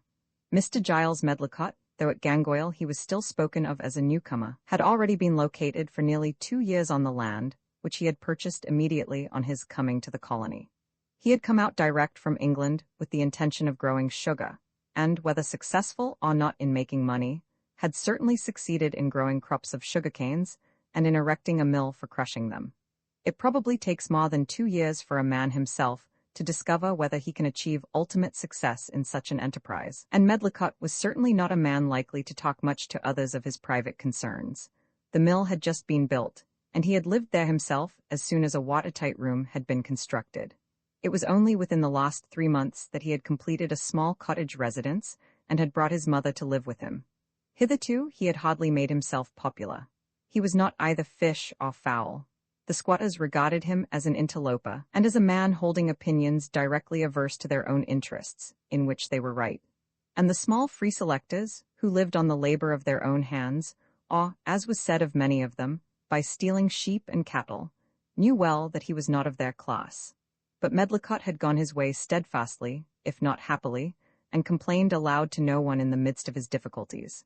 He had not, perhaps, found the paradise which he had expected in Queensland, but he had found that he could grow sugar, and having begun the work, he was determined to go on with it. Heathcote was his nearest neighbour, and the only man in his own rank of life who lived within 20 miles of him. When he had started his enterprise, he had hoped to make this man his friend, not comprehending at first how great a cause for hostility was created by the very purchase of the land. He had been a newcomer from the old country, and, being alone, had desired friendship. He was Harry Heathcote's equal in education, intelligence, and fortune, if not in birth, which surely, in the Australian bush, need not count for much. He had assumed, when first meeting the squatter, that good fellowship between them, on equal terms, would be acceptable to both, but his overtures had been coldly received. Then he, too, had drawn himself up, had declared that Heathcote was an ignorant ass, and had unconsciously made up his mind to commence hostilities. It was in this spirit that he had taken Noakes into his mill, of whose character, had he inquired about it, he would certainly have heard no good. He had now brought his mother to Medlicott's mill. She and the Gangoil ladies had met each other on neutral ground, and it was almost necessary that they should either be friends or absolute enemies. Mrs. Heathcote had been aware of this, and had declared that enmity was horrible. "Upon my word," said Harry, "I sometimes think that friendship is more so. I suppose I'm fitted for bush life, for I want to see no one from year's end to year's end but my own family and my own people." And yet this young patriarch in the wilderness was only 24 years old, and had been educated at an English school. Medlicott's cottage was about 150 yards from the mill, looking down upon the Mary, the banks of which at this spot were almost precipitous. The site for the plantation had been chosen because the river afforded the means of carriage down to the sea, and the mill had been so constructed that the sugar hogsheads could be lowered from the buildings into the river boats. Here Mrs. Heathcote and Kate Dolly found the old lady sitting at work, all alone, in the veranda. She was a handsome old woman, with grey hair, 70 years of age, with wrinkled face, and a toothless mouth, but with bright eyes, and with no signs of the infirmity of age. "This is gay kind of you to run so far to see an old woman," she said. Mrs. Heathcote declared that they were used to the heat, and that after the rain the air was pleasant. "You're two bright lasses, and you're hearty," she said. "I'm auld, and just out of Cumberland, and I find it's hot enough, and I'm no good at hossback at all. I dinna know how I'm to get a boot." Then Mrs. Heathcote explained that there was an excellent track for a buggy all the way to Gangoil. "Giles is I telling me that I'm to gang a boot in a bowgie, but I dinna feel sure of the bowgas." Mrs. Heathcote, of course, praised the country carriages and the country roads and the country generally. Tea was brought in, and the old lady was delighted with her guests. Since she had been at the mill, week had followed week, and she had seen no woman's face but that of the uncouth girl who waited upon her. "Did ye ever see rain like that?"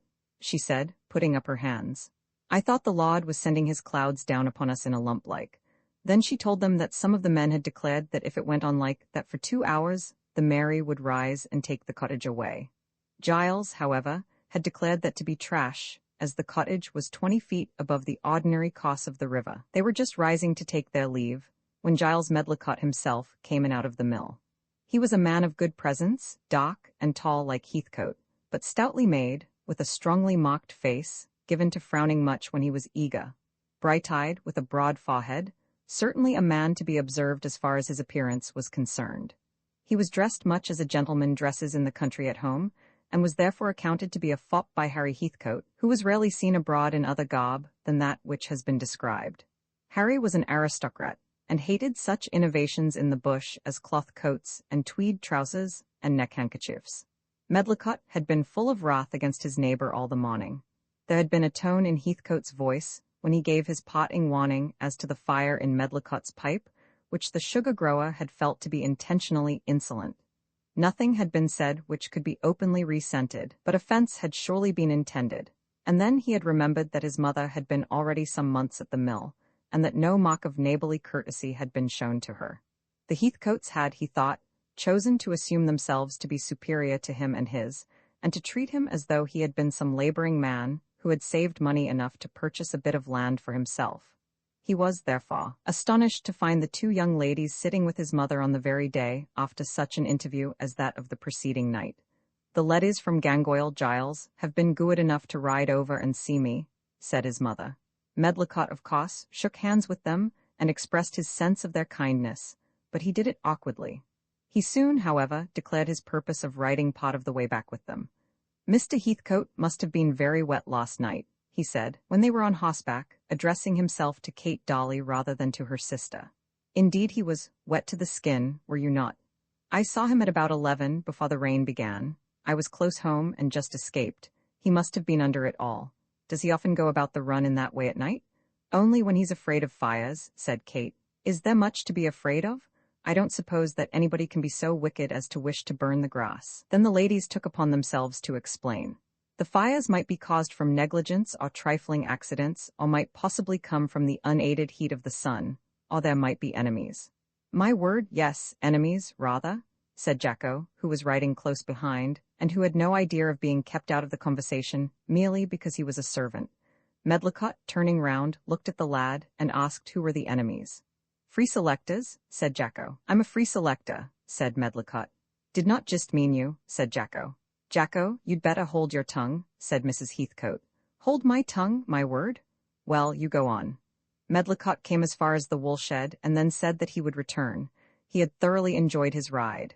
Kate Dolly was bright and pretty and winning, and in the bush, when a man has not seen a lady perhaps for months, brightness and prettiness and winning ways have a double charm. To ride with fair women over turf, through a forest, with a woman who may perhaps some day be wooed, can be a matter of indifference only to a very lethargic man.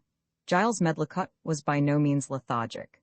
He owned to himself that though Heathcote was a pig-headed ass, the ladies were very nice, and he thought that the pig-headed ass in choosing one of them for himself had by no means taken the nicest.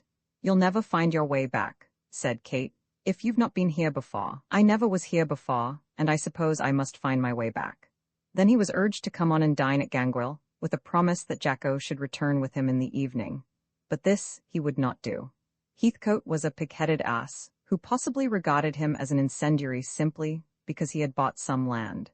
This boy of Heathcote's, whose services had been offered to him, had not scrupled to tell him to his face that he was to be regarded as an enemy. Much as he liked the company of Kate Dolly, he could not go to the house of that stupid, arrogant, pig-headed young squatter. "I'm not such a bad bushman but what I can find my way to the river," he said. "Find it blindfold?" said Jacko, who did not relish the idea of going back to Medlicott's mill as guide to another man. There was a weakness in the idea that such aid could be necessary, which was revolting to Jacko's sense of bush independence. They were standing on their horses at the entrance to the woolshed as they discussed the point, when suddenly Harry himself appeared out of the building. He came up and shook hands with Medlicott, with sufficient courtesy, but hardly with cordiality, and then asked his wife as to her ride. "We have been very jolly, haven't we, Kate? Of course it has been hot, but everything is not so frightfully parched as it was before the rain. As Mr. Medlicott has come back so far with us, we want him to come on and dine." "Pray do, Mr. Medlicott," said Harry, but again the tone of his voice was not sufficiently haughty to satisfy the man who was invited. "Thanks, no, I think I'll hardly do that.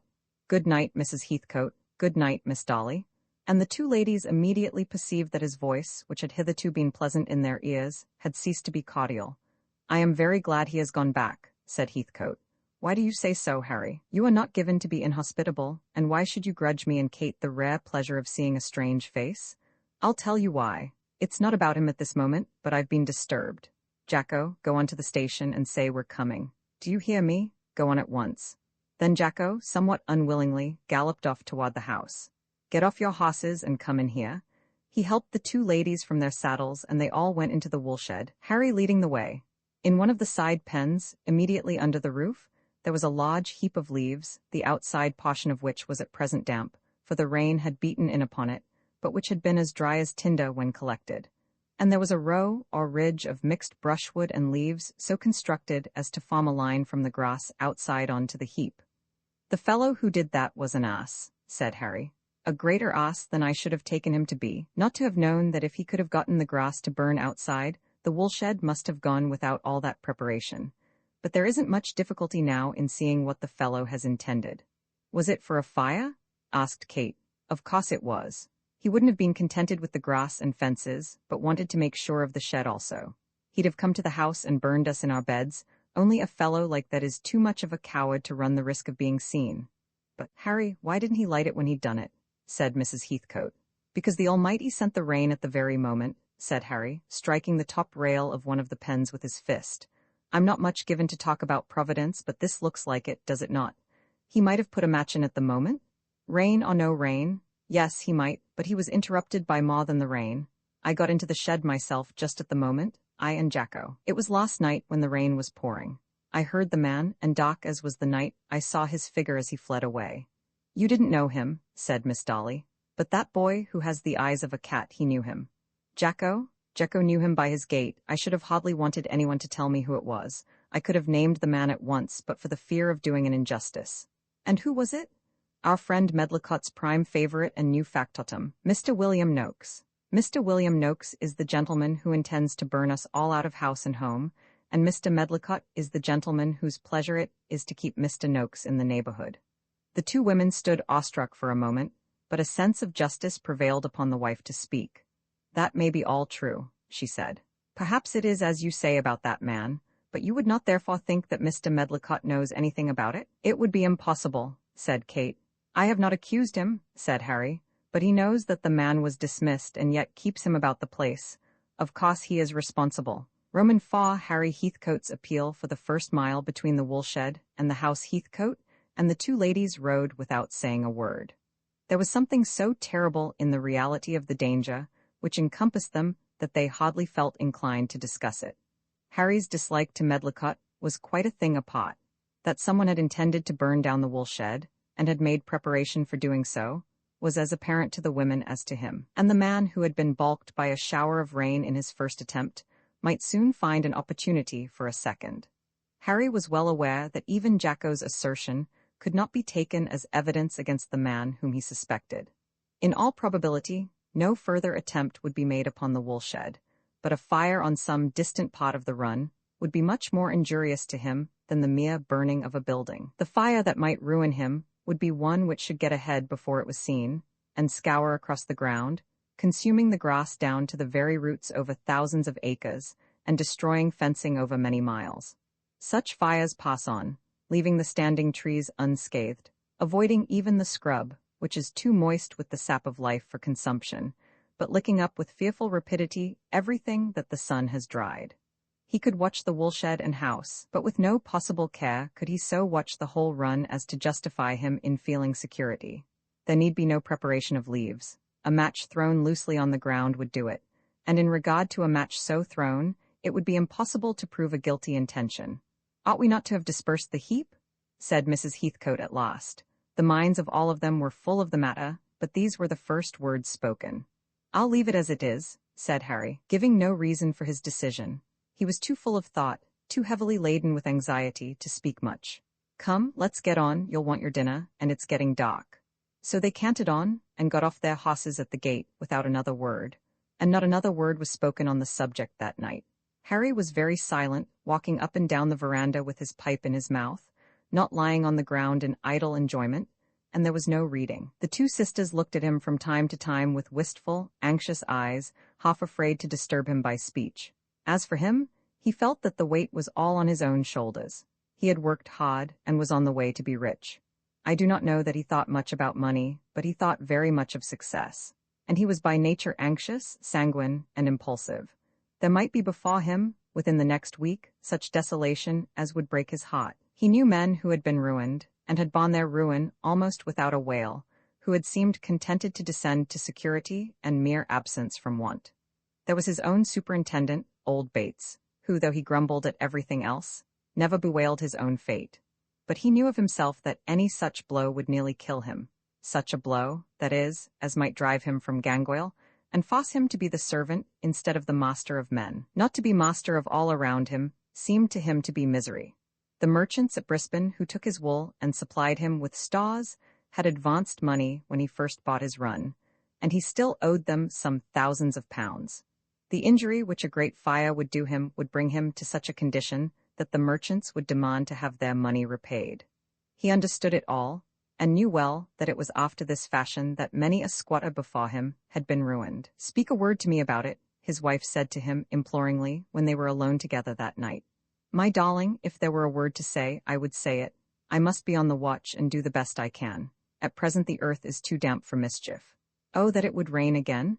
There will be heat enough before the summer is over, we need not doubt that, but I will tell you of everything as we go on. I will endeavor to have the man watched. God bless you, go to sleep, and try to get it out of your thoughts. On the following morning, he breakfasted early, and mounted his horse without saying a word as to the purport of his journey. This was in accordance with the habit of his life, and would not excite observation, but there was something in his manner which made both the ladies feel that he was intent on some special object. When he intended simply to ride round his fences, or to visit the hut of some distant servant, a few minutes signified nothing. He would stand under the veranda and talk, and the women would endeavor to keep him from the saddle. But now there was no loitering, and but little talking. He said a word to Jacko, who brought the horse for him, and then started at a gallop toward the wool-shed. He did not stop a moment at the shed, not even entering it to see whether the heap of leaves had been displaced during the night, but went on straight to Medlicott's mill. He rode the 9 miles in an hour, and at once entered the building in which the canes were crushed. The first man he met was Noakes, who acted as overseer, having a gang of Polynesian laborers under him, sleek, swarthy fellows from the South Sea Islands, with linen trousers on and nothing else, who crept silently among the vats and machinery, shifting the sugar as it was made. "Well, Noakes," said Harry, "how are you getting on? Is Mr. Medlicott here?" Noakes was a big fellow with a broad, solid face, which would not have condemned him among physiognomists, but for a bad eye, which could not look you in the face. He had been a boundary rider for Heathcote, and on an occasion had been impertinent, refusing to leave the yard behind the house, unless something was done which those about the place refused to do for him. During the discussion, Harry had come in. The man had been drinking, and was still insolent, and Harry had ejected him violently, thrusting him over a gate. The man had returned the next morning, and had then been sent about his business. He had been employed at Medlicott's mill, but from the day of his dismissal to this, he and Harry had never met each other face to face. "I'm pretty well, thank ye, Mr. Heathcote. I hope you're the same, and the ladies. The master's about somewhere, I take it. Picky, go and find the master." Picky was one of the Polynesians who at once started on his errand. "Have you been over to Gangoil since you left it?" said Harry, looking the man full in the face. "Not I, Mr. Heathcote. I never go where I've had words. And to tell you the truth, sugar is better than sheep. I'm very comfortable here, and I never liked your work. You haven't been at the wool shed?" "What, the Gangoil shed? What the blazes do I go there for? It's a matter of 10 miles from here." "7, Noakes. 7, is it? It is a longish 7 miles, Mr. Heathcote. How could I get that distance? I ain't so good at walking as I was before I was hurt. You should have remembered that, Mr. Heathcote, when you laid hands on me the other day. You're not much the worse for what I did, nor yet for the accident, I take it. At any rate, you've not been at Gangoil wool shed?" "No, I've not," said the man, roughly. "What the mischief should I be doing at your shed at night time?" "I said nothing about night time. I'm here all day, ain't I? If you're going to palm off any story against me, Mr. Heathcote, you'll find yourself in the wrong box. What I does on the square." Heathcote was now quite sure that Jacko had been right. He had not doubted much before, but now he did not doubt at all but that the man with whom he was speaking was the wretch who was endeavoring to ruin him. And he felt certain, also, that Jacko was true to him. He knew, too, that he had plainly declared his suspicion to the man himself, but he had resolved upon doing this. He could in no way assist himself in circumventing the man's villainy by keeping his suspense to himself. The man might be frightened, and in spite of all that had passed between him and Medlicott, he still thought it possible that he might induce the sugar grower to cooperate with him in driving Noakes from the neighborhood. He had spent the night in thinking over it all, and this was the resolution to which he had come. "There's the master," said Noakes. "If you've got anything to say about anything, you'd better say it to him." Harry had never before set his foot upon Medlicott's land since it had been bought away from his own run, and had felt that he would almost demean himself by doing so. He had often looked at the canes from over his own fence, as he had done on the night of the rain, but he had stood always on his own land. Now he was in the sugar mill, never before having seen such a building.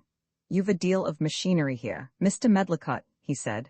"It's a small affair after all," said the other. "I hope to get a good plant before I've done. Can I speak a word with you?" "Certainly. Will you come into the office, or will you go across to the house?" Harry said that the office would do, and followed Medlicott into a little box-like enclosure which contained a desk and 2 stools. "Not much of an office, is it? What can I do for you, Mr. Heathcote?" Then Harry began his story, which he told at considerable length.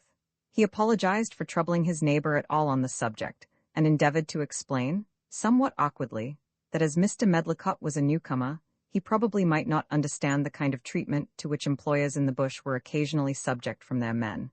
On this matter he said much, which, had he been a better tactician, he might probably have left unspoken. He then went on to the story of his own quarrel with Noakes, who had, in truth, been grossly impudent to the women about the house, but who had been punished by instant and violent dismissal from his employment. It was evidently Harry's idea that a man who had so sinned against his master should be allowed to find no other master, at any rate in that district, an idea with which the other man, who had lately come out from the old country, did not at all sympathize. "Do you want me to dismiss him?" said Medlicott, in a tone which implied that that would be the last thing he would think of doing. "You haven't heard me yet."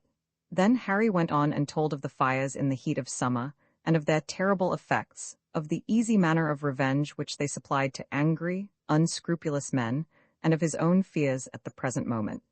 "I can believe it all," said Medlicott, "and am very sorry that it should be so, but I cannot see the justice of punishing a man on the merest, vaguest suspicion. Your only ground for imputing this crime to him is that your own conduct to him may have given him a motive." Harry had schooled himself vigorously during the ride as to his own demeanor, and had resolved that he would be cool. "I was going on to tell you," he said, "what occurred that night after I saw you up by the fence." Then he described how he and his boy had entered the shed, and had both seen and heard a man as he escaped from it, how the boy had at once declared that the man was Noakes, how the following day he had discovered the leaves, which Noakes no doubt had deposited there just before the rain, intending to burn the place at once, and how Noakes's manner to him within the last half-hour had corroborated his suspicions. "Is he the boy you call Jacko?" "That's the name he goes by." "You don't know his real name?" "I have never heard any other name." "Nor anything about him?" Harry owned, in answer to half a dozen such questions, that Jacko had come to Gangoil about 6 months ago, he did not know whence, had been kept for a week's job, and had then been allowed to remain about the place without any regular wages. "You admit it was quite dark," continued Medlicott. Harry did not at all like the cross-examination, and his resolution to be cool was quickly fading. "I told you that I saw myself the figure of a man.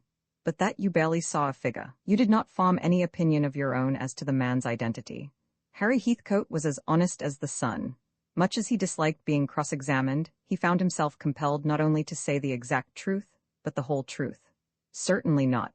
I barely saw a glimpse of a figure, and till I spoke to Noakes just now, I almost doubted whether the lad could have distinguished him. I am sure he was right now." "Really, Mr. Heathcote, I can't go along with you. You are accusing a man of committing an offense, which I believe is capital, on the evidence of a boy of whom you know nothing, who may have his own reasons for spiting the man, and whom you yourself did not believe till you had looked this man in the face. I think you allow yourself to be guided too much by your own power of intuition." "No, I don't," said Harry, who hated his neighbor's methodical argument. "At any rate, I can't consent to take a man's bread out of his mouth, and to send him away tainted as he would be with this suspicion, either because Jacko thought that he saw him in the dock, or because I have never asked you to send him away." "What is it you want then?" "I want to have him watched so that he may feel that if he attempts to destroy my property his guilt will be detected." "Who is to watch him?" "He is in your employment. He lives in the hut down beyond the gate. Am I to keep a sentry there all night, and every night? I will pay for it." "No, Mr. Heathcote. I don't pretend to know this country yet, but I'll encourage no such espionage as that. At any rate, it is not English. I dare say the man misbehaved himself in your employment. You say he was drunk. I do not doubt it. But he is not a drunkard, for he never drinks here. A man is not to starve forever because he once got drunk and was impertinent, nor is he to have a spy at his heels because a boy whom nobody knows chooses to denounce him. I am sorry that you should be in trouble, but I do not know that I can help you." Harry's passion was now very high, and his resolution to be cool was almost thrown to the winds. Medlicott had said many things which were odious to him.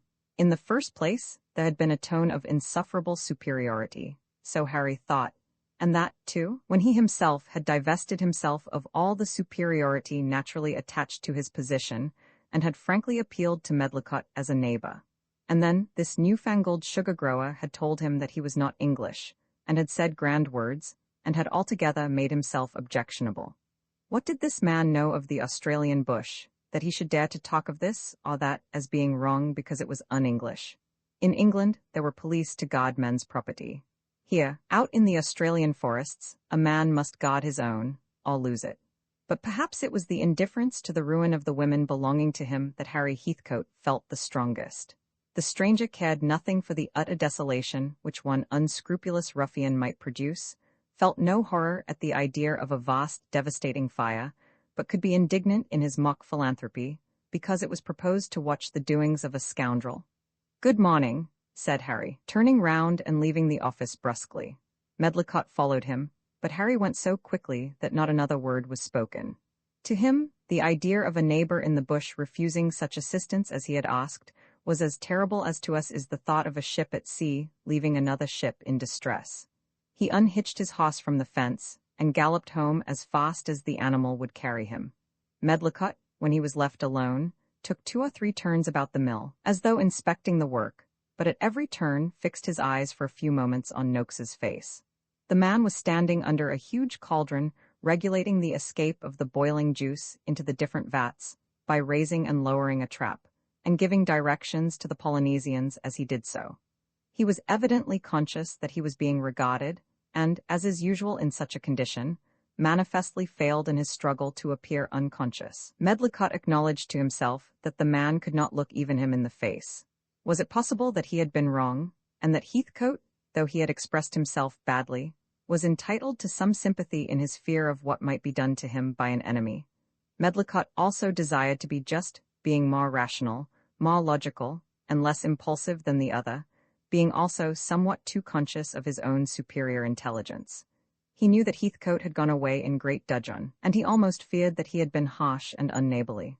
After a while he stood opposite Noakes and addressed him. "Do the squatters suffer much from fires?" he said. "Heathcote has been talking to you about that," said the man. "Can't you say Mr. Heathcote when you speak of a gentleman whose bread you have eaten? Mr. Heathcote, if you like it. We ain't particular to a shade out here as you are at home. He has been telling you about fires, has he?" "Well, he has. And talking of me, I suppose? You were talking of having a turn at mining some day. How would it be with you if you were to be off to Gympie?" "You mean to say I'm to go, Mr. Medlicott?" "I don't say that at all. Look here, Mr. Medlicott. My going or staying won't make any difference to Heathcote. There's a lot of 'em about here hates him that much that he is never to be allowed to rest in peace. I tell you that fairly. It ain't anything as I shall do. Them's not my ways, Mr. Medlicott, but he has enemies here as'll never let him rest." "Who are they?" "Pretty nigh everybody round. He has carried himself that high they won't stand him." "Who's Heathcote?" "Name some who are his enemies." "There's the Brownbys." "Oh, the Brownbys, well, it's a bad thing to have enemies." After that he left the sugar house and went across to the cottage. V. Boscobel 2 days and 2 nights passed without fear of fire, and then Harry Heathcote was again on the alert.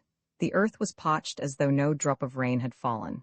The fences were dry as tinder, and the ground was strewed with broken atoms of timber from the trees, each of which a spark would ignite.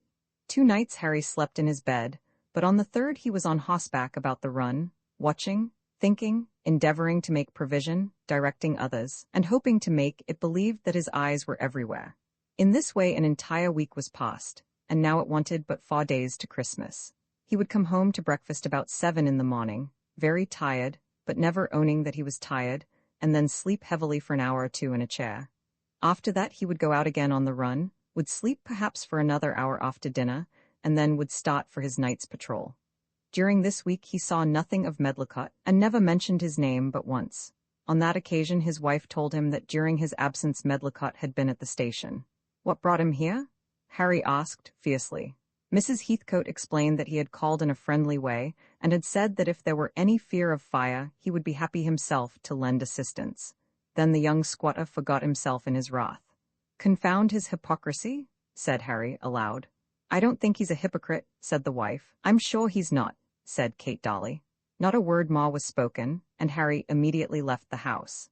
The 2 women did not as usual go to the gate to see him mount his horse, not refraining from doing so in any anger, or as wishing to exhibit displeasure at Harry's violence, but because they were afraid of him.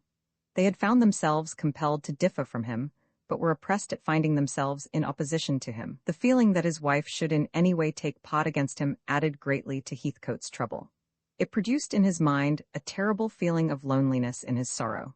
He bore a brave outside to all his men, and to any stranger whom in these days he met about the run, to his wife and sister also, and to the old woman at home. He forced upon them all an idea that he was not only autocratic, but self-sufficient also, that he wanted neither help nor sympathy. He never cried out in his pain, being haughtily ashamed even of the appeal which he had made to Medlicott. He spoke aloud and laughed with the men, and never acknowledged that his trials were almost too much for him, but he was painfully conscious of his own weakness. He sometimes felt, when alone in the bush, that he would fain get off his horse, and lie upon the ground and weep till he slept. It was not that he trusted no one. He suspected no one with a positive suspicion, except Noakes and Medlicott as the supporter of Noakes. But he had no one with whom he could converse freely, none whom he had not been accustomed to treat as the mere ministers of his will, except his wife and his wife's sister. And now he was disjoined from them by their sympathy with Medlicott. He had chosen to manage everything himself without contradiction, and almost without counsel. But like other such imperious masters, he now found that when trouble came the privilege of dictatorship brought with it an almost unsupportable burden. Old Bates was an excellent man, of whose fidelity the young squatter was quite assured. No one understood foot-rot better than old Bates, or was less sparing of himself in curing it. He was a second mother to all the lambs, and when shearing came watched with the eyes of Argus to see that the sheep were not wounded by the shearers, or the wool left on their backs. But he had no conversation, none of that imagination which in such a time as this might have assisted in devising safeguards, and but little enthusiasm. Shepherds, so called, Harry kept none upon the run, and would have felt himself insulted had anyone suggested that he was so backward in his ways as to employ men of that denomination. He had fenced his run, and dispensed with shepherds and shepherding as old-fashioned and unprofitable. He had 2 mounted men, whom he called boundary riders, one an Irishman and the other a German, and them he trusted fully, the German altogether, and the Irishman equally as regarded his honesty. But he could not explain to them the thoughts that loaded his brain. He could instigate them to eagerness, but he could not condescend to tell Carl Benda, the German, that if his fences were destroyed neither his means nor his credit would be sufficient to put them up again, and that if the scanty herbage were burnt off any large proportion of his run, he must sell his flocks at a great sacrifice. Nor could he explain to Mickey O'Dowd, the Irishman, that his peace of mind was destroyed by his fear of one man. He had to bear it all alone, and there was heavy on him, also, the great misery of feeling that everything might depend on own exertions, and that yet he did not know how or where to exert himself. When he had ridden about all night and discovered nothing, he might just as well have been in bed, and he was continually riding about all night and discovering nothing. After leaving the station on the evening of the day on which he had expressed himself to the women so vehemently respecting Medlicott, he met Bates coming home from his day's work. It was then past 8 o'clock, and the old man was sitting wearily on his horse, with his head low down between his shoulders, and the reins hardly held within his grasp. "You're late, Mr. Bates," said Harry. "You take too much out of yourself this hot weather. I've got to move slower, Mr. Heathcote, as I grow older, that's about it, and the beast I'm on is not much good." Now Mr. Bates was always complaining of his horse, and yet was allowed to choose any on the run for his own use. "If you don't like him, why don't you take another? There ain't much difference in 'em, Mr. Heathcote. Better the devil you know than the devil you don't. It's getting uncommon close shaving for them weathers in the new paddock. They are down upon the roots pretty well already. There's grass along the bush on the north side. They won't go there, it's rank and sour. They won't feed up there as long as they can live lower down and nearer the water. Weather like this, they'd sooner die near the water than travel to fill their bellies. It's about the hottest day we've had, and the nights a most hotter. Are you going to be out, Mr. Heathcote?" "I think so." "What's the good of it, Mr. Heathcote? There is no use in it. Lord love you, what can you do? You can't be every side at once. Fire can only travel with the wind, Mr. Bates, and there isn't any wind, and so there can't be any fire. I never did think, and I don't think now, there ever was any use in a man fashing himself as you fash yourself. You can't alter things, Mr. Heathcote, but that's just what I can do, what a man has to do. If a match were thrown there at your feet and the grass was aflame, couldn't you alter that by putting your foot on it? If you find a ewe on her back, can't you alter that by putting her on her legs? Yes, I can do that, I suppose. What does a man live for except to alter things? When a man clears the forest and sows corn, does he not alter things? That's not your line, Mr. Heathcote, said the cunning old man. If I send wool to market, I alter things. You'll excuse me, Mr. Heathcote. Of course I'm old, but I just give you my experience. I'm much obliged to you, though we can't always agree, you know. Good night. Go in and say a word to my wife and tell them you saw me all right. I'll have a crack with them, Mr. Heathcote, before I turn in. And tell Mary I sent my love. I will, Mr. Heathcote, I will. He was thinking always of his wife during his solitary rides, and of her fear and deep anxiety. It was for her sake and for the children that he was so careworn, not for his own. Had he been alone in the world he would not have fretted himself in this fashion, because of the malice of any man. But how would it be with her, should he be forced to move her from Gangoil? And yet, with all his love, they had parted almost in anger. Surely she would understand the tenderness of the message he had just sent her. Of a sudden, as he was riding, he stopped his horse and listened attentively. From a great distance there fell upon his accustomed ear a sound which he recognized, though he was aware that the place from whence it came was at least 2 miles distant. It was the thud of an axe against a tree. He listened still, and was sure that it was so, and turned at once toward the sound, though in doing so he left his course at a right angle. He had been going directly away from the river, with his back to the woolshed, but now he changed his course, riding in the direction of the spot at which Jacko had nearly fallen in jumping over the fence. As he continued on, the sounds became plainer, till at last, reining in his horse, he could see the farm of the woodman, who was still at work ringing the trees.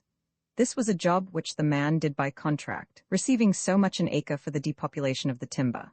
It was now bright moonlight, almost as clear as day, a very different night, indeed, from that on which the rain had come, and Harry could see at a glance that it was the man called Boscobel still at work. Now there were, as he thought, very good reasons why Boscobel at the present moment should not be so employed. Boscobel was receiving wages for work of another kind. "Boss," said the squatter, riding up, and addressing the man by the customary abbreviation of his nickname, "I thought you were watching at Brownby's boundary." Boscobel lowered his axe and stood for a while contemplating the proposition made to him. "You are drawing 3 shillings a night for watching, isn't that so?" "Yes, that's so. Anyways, I shall draw it." "Then why ain't you watching?" "There's nothing to watch that I knows on, not just now." "Then why should I pay you for it? I'm to pay you for ringing these trees, ain't I?" "Certainly, Mr. Heathcote." "Then you're to make double use of your time and sell it twice over, are you?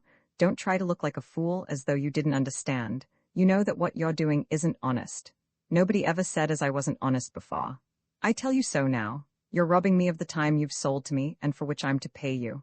There ain't nothing to watch while the wind's as it is now, and that chap ain't anywhere about tonight." "What chap?" "Oh, I know, I'm all right. What's the use of dawdling about up there in the broad moonlight and the wind like this? That's for me to judge. If you engage to do my work and take my money, you're swindling me when you go about another job as you are now. You needn't scratch your head. You understand it all as well as I do. I never was told I swindled before, and I ain't going to put up with it. You may ring your own trees and watch your own fences, and the whole place may be burned for me. I ain't going to do another turn in Gangoil." "Swindle, indeed?"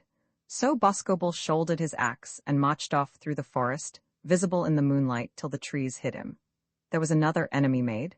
He had never felt quite sure of this man, but had been glad to have him about the place as being thoroughly efficient in his own business. It was only during the last 10 days that he had agreed to pay him for night watching, leaving the man to do as much additional day work as he pleased, for which, of course, he would be paid at the regular contract price. There was a double purpose intended in this watching, as was well understood by all the hands employed.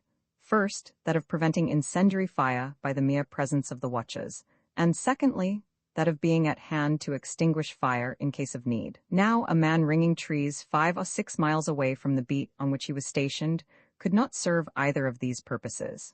Boscobel therefore had been fraudulently at work for his own dishonest purposes, and knew well that his employment was of that nature.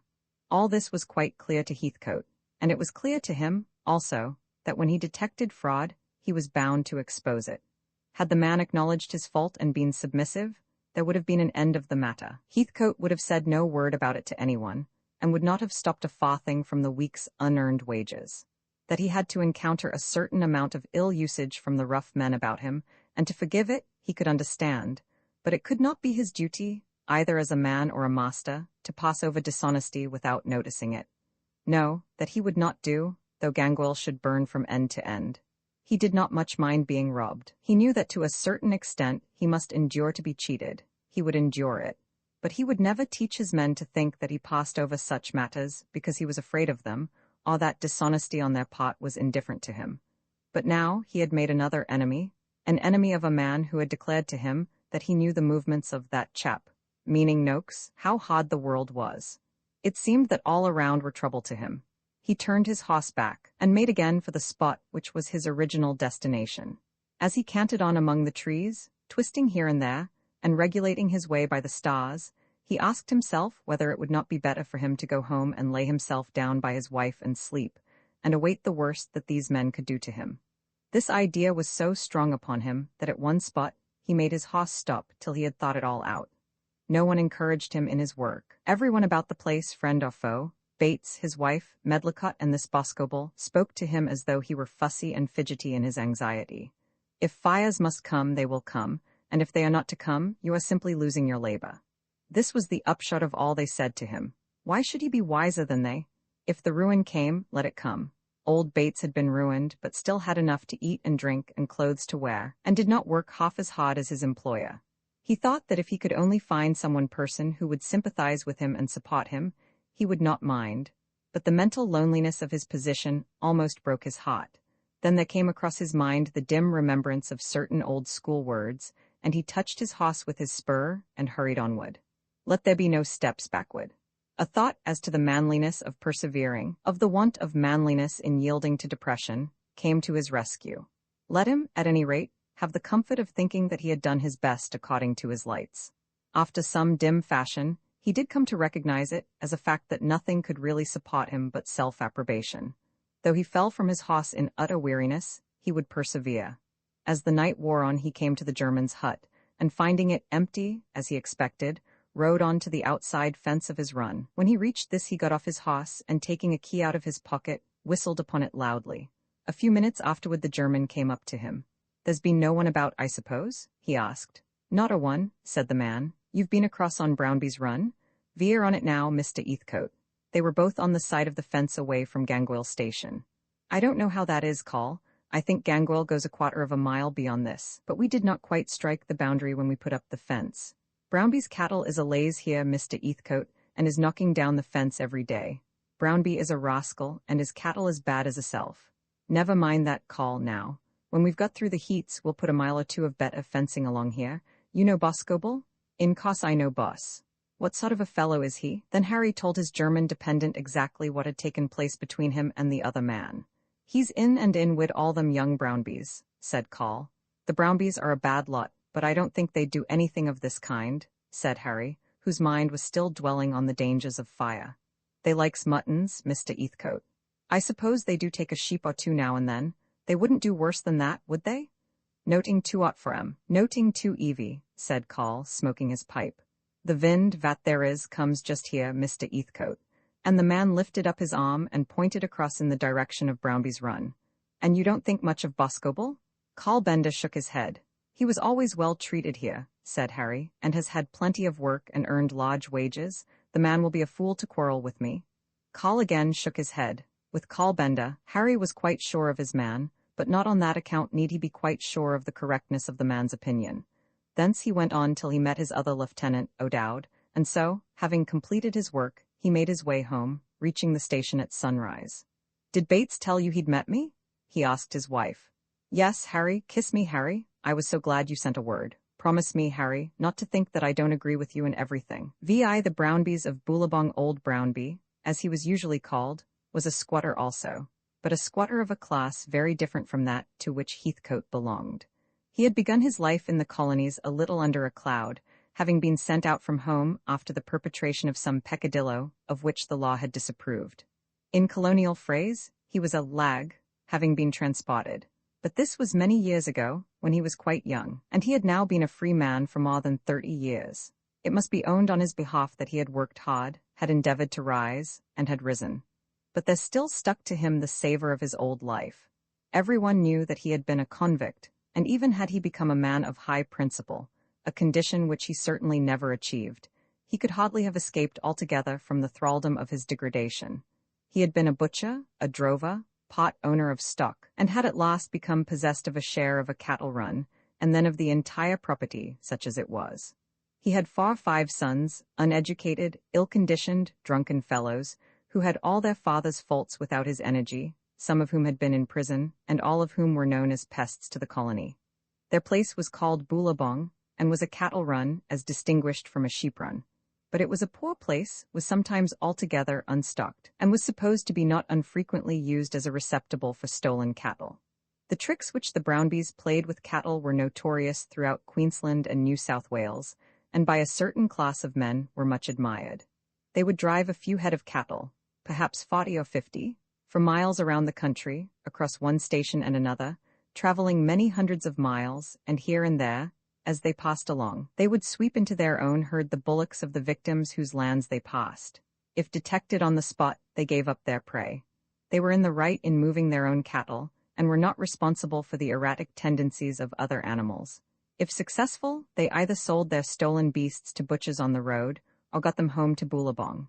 There were dangers, of course, and occasional penalties, but there was much success. It was supposed, also, that though they did not own sheep, they preferred mutton for their daily uses, and that they supplied themselves at a very cheap rate. It may be imagined how such a family would be hated by the respectable squatters on whom they preyed. Still there were men, old stagers, who had known Martin Bay before it was a colony, in the old days when convicts were common, who almost regarded the Brownbies as a part of the common order of things, and who were indisposed to persecute them. Men must live, and what were a few sheep? Of some such it might be said, that though they were above the arts by which the Brownbies lived, they were not very scrupulous themselves, and it perhaps served them to have within their ken neighbours whose morality was lower even than their own. But to such a one as Harry Heathcote, the Brownbies were utterly abominable. He was for the law and justice at any cost. To his thinking, the colonial government was grossly at fault, because it did not weed out and extirpate not only the identical Brownbies, but all Brownbyism wherever it might be found. A dishonest workman was a great evil, but, to his thinking, a dishonest man in the position of master was the incarnation of evil. As to the difficulties of evidence and obstacles of that nature, Harry Heathcote knew nothing. The Brownbies were rascals, and should therefore be exterminated. And the Brownbies knew well the estimation in which their neighbour held them. Harry had made himself altogether disagreeable to them. They were squatters as well as he, or at least so they termed themselves, and though they would not have expected to be admitted to home intimacies, they thought that when they were met out of doors or in public places, they should be treated with some respect. On such occasions Harry treated them as though they were dirt beneath his feet. The Brownbies would be found, whenever a little money came among them, at the public billiard rooms and racecourses within 150 miles of Boolabong. At such places Harry Heathcote was never seen. It would have been as easy to seduce the Bishop of Brisbane into a bet as Harry Heathcote. He had never even drank a nobler with one of the Brownbies. To their thinking, he was a proud, stuck-up, unsocial young cub, whom to rob was a pleasure, and to ruin would be a delight. The old man at Boolabong was now almost obsolete. Property that he could keep in his grasp there was in truth none. He was the tenant of the run under the crown, and his sons would not turn him out of the house. The cattle, when there were cattle, belonged to them. They were in no respect subject to his orders, and he would have had a bad life among them were it not that they quarrelled among themselves, and that in such quarrels he could belong to one party or to the other. The house itself was a wretched place, out of order, with doors and windows and floors shattered, broken, and decayed. There were none of womankind belonging to the family, and in such a house a decent woman servant would have been out of her place. Sometimes there was one hag there, and sometimes another, and sometimes feminine aid less respectable than that of the hags. There had been 6 sons. One had disappeared utterly, so that nothing was known of him. One had been absolutely expelled by the brethren, and was now a vagabond in the country, turning up now and then at Boolabong and demanding food. Of the whole lot, Georgie Brownby, the vagabond, was the worst. The eldest son was at this time in prison at Brisbane, having on some late occasion been less successful than usual in regard to some acquired bullocks. The 3 youngest were at home, Jerry, Jack, and Joe. Tom, who was in prison, was the only stanch friend to the father, who consequently at this time was in a more than usually depressed condition. Christmas Day would fall on a Tuesday, and on the Monday before it Jerry Brownby, the eldest of those now at home, was sitting, with a pipe in his mouth, on a broken-down stool on the broken-down veranda of the house, and the old man was seated on a stuffy, worn-out sofa with 3 legs, which was propped against the wall of the house, and had not been moved for years. Old Brownby was a man of gigantic frame, and had possessed immense personal power. A man, too, of will and energy, but he was now worn out and dropsical, and could not move beyond the confines of the home station. The veranda was attached to a big room which ran nearly the whole length of the house, and which was now used for all purposes.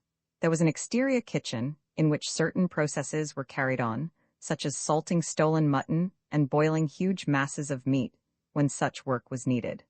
But the cookery was generally done in the big room, and here also 2 or 3 of the sons slept on beds made upon stretchers along the wall. They were not probably very particular as to which owned each bed, enjoying a fraternal communism in that respect. At the end of this chamber the old man had a room of his own. Boulabong was certainly a miserable place, and yet, such as it was frequented by many guests. The vagabondism of the colonies is proverbial.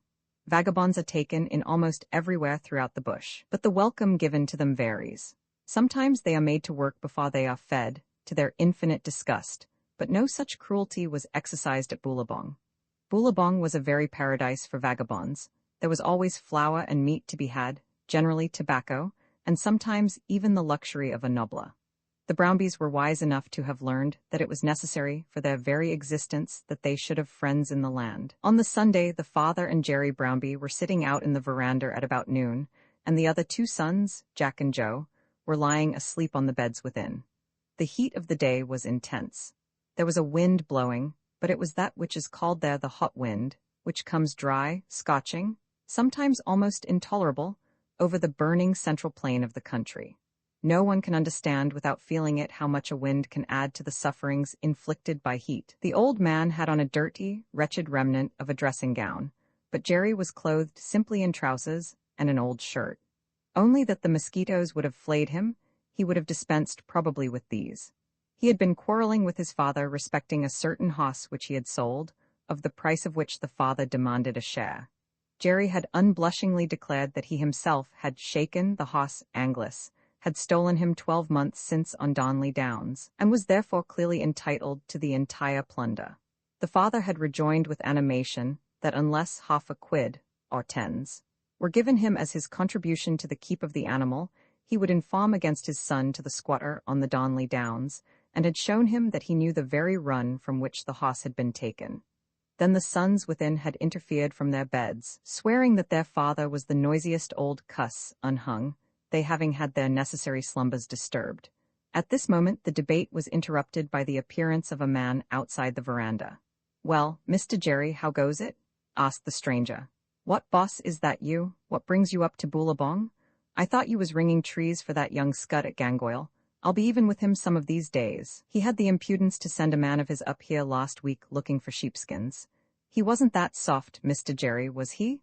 Well, I've dropped working for him. How are you, Mr. Brownby? I hope I see you finely, sir. It's stiffish sort of weather, Mr. Brownby, ain't it, sir?" The old man grunted out some reply and then asked Boscobel what he wanted. "I'll just hang about for the day, Mr. Brownby, and get a little grub. You never begrudged a workingman that yet." Old Brownby again grunted, but said no word of welcome. That, however, was to be taken for granted, without much expression of opinion. "No, Mr. Jerry," continued Boscobel, "I've done with that fellow. And so has Noakes done with him. Noakes is at work on Medlicott's mill. That sugar business wouldn't suit me. An axe in your hand is what you're fit for, boss. There's a many things I can turn my hand to, Mr. Jerry. You couldn't give a fellow such a thing as a nobla. Mr. Jerry, could you? I'd offer money for it, only I know it would be taken amiss. It's that hot that a fellow's very innards get parched up." Upon this Jerry slowly rose, and going to a cupboard, brought forth a modicum of spirits which he called battle axe, but which was supposed to be brandy. This Boscobel swallowed at a gulp, and then washed it down with a little water. "Come, Jerry," said the old man, somewhat relenting in his wrath, "you might as well give us a drop, as it's going about."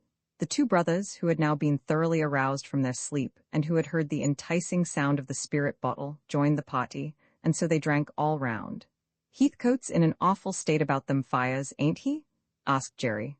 Boscobel, who had squatted down on the veranda, and was now lighting his pipe, bobbed his head. "I wish he was clean burned out over head and ears," said Jerry. Boscobel bobbed his head again, sucking with great energy at the closely staffed pipe. "If he treated me like he does you fellows," continued Jerry, "he shouldn't have a yard of fencing or a blade of grass left, nor a ewe, nor a lamb, nor a hogget. I do hate fellows who come here and want to be better than anyone about 'em, young chaps especially. Sending up here to look for sheepskins, 'cause his impudence? I sent that German fellow of his away with a flea in his ear. Callbender, it's some such name as that. He's all in all with the young squire," said Boscobel, And there's a chap there called Jacko, he's another. He gets him down there to Gangoil and the ladies talks to him and then they'd go through fire and water for him. There's Mickey, he's another, just the same way. I don't like them ways myself. Too much of master and man about it, ain't there, boss?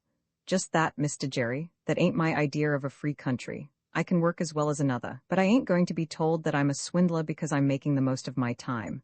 He turned Noakes out by the scruff of his neck, said Jerry. Boscobel again bobbed his head. I didn't think Noakes was the sort of fellow to stand that. No, ma, he ain't, said Boscobel. Heathcote's a good pluck done all the same, said Joe. It's like you to speak up for such a fellow as that, said Jerry. I say he's a good pluck done. I'm not standing up for him. Noakes is half a stone heavier than him, and ought to have knocked him over.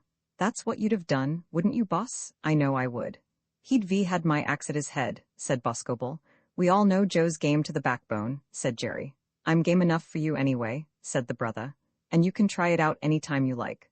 That's right, fight like dogs do, said the old man. The quarrel at this point was interrupted by the arrival of another man, who crept up round the corner onto the veranda exactly as Boscobel had done. This was Noakes, of whom they had that moment been speaking. There was silence for a few moments among them, as though they feared that he might have heard them, and Noakes stood hanging his head as though half ashamed of himself. Then they gave him the same kind of greeting as the other men had received. Nobody told him that he was welcome, but the spirit jar was again brought into use, Jerry measuring out the liquor, and it was understood that Noakes was to stay there and get his food. He too gave some account of himself, which was supposed to suffice, but which they all knew to be false. It was Sunday, and they were off work at the sugar mill. He had come across Gangoil Run, intending to take back with him things of his own which he had left at Benda's hut, and having come so far, had thought that he would come on and get his dinner at Boolabong.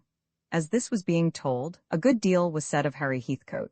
Noakes declared that he had come right across Gangoil, and explained that he would not have been at all sorry to meet Master Heathcote in the bush. Master Heathcote had had his own way up at the station, when he was backed by a lot of his own hands, but a good time was coming, perhaps. Then Noakes gave it to be understood very plainly that it was the settled purpose of his life to give Harry Heathcote a thrashing. During all this there was an immense amount of bad language, and a large portion of the art which in the colony is called blowing.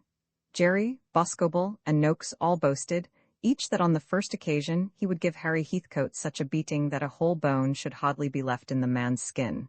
There isn't one of you man enough to touch him, said Joe, who was known as the freest fighter of the Brownby family.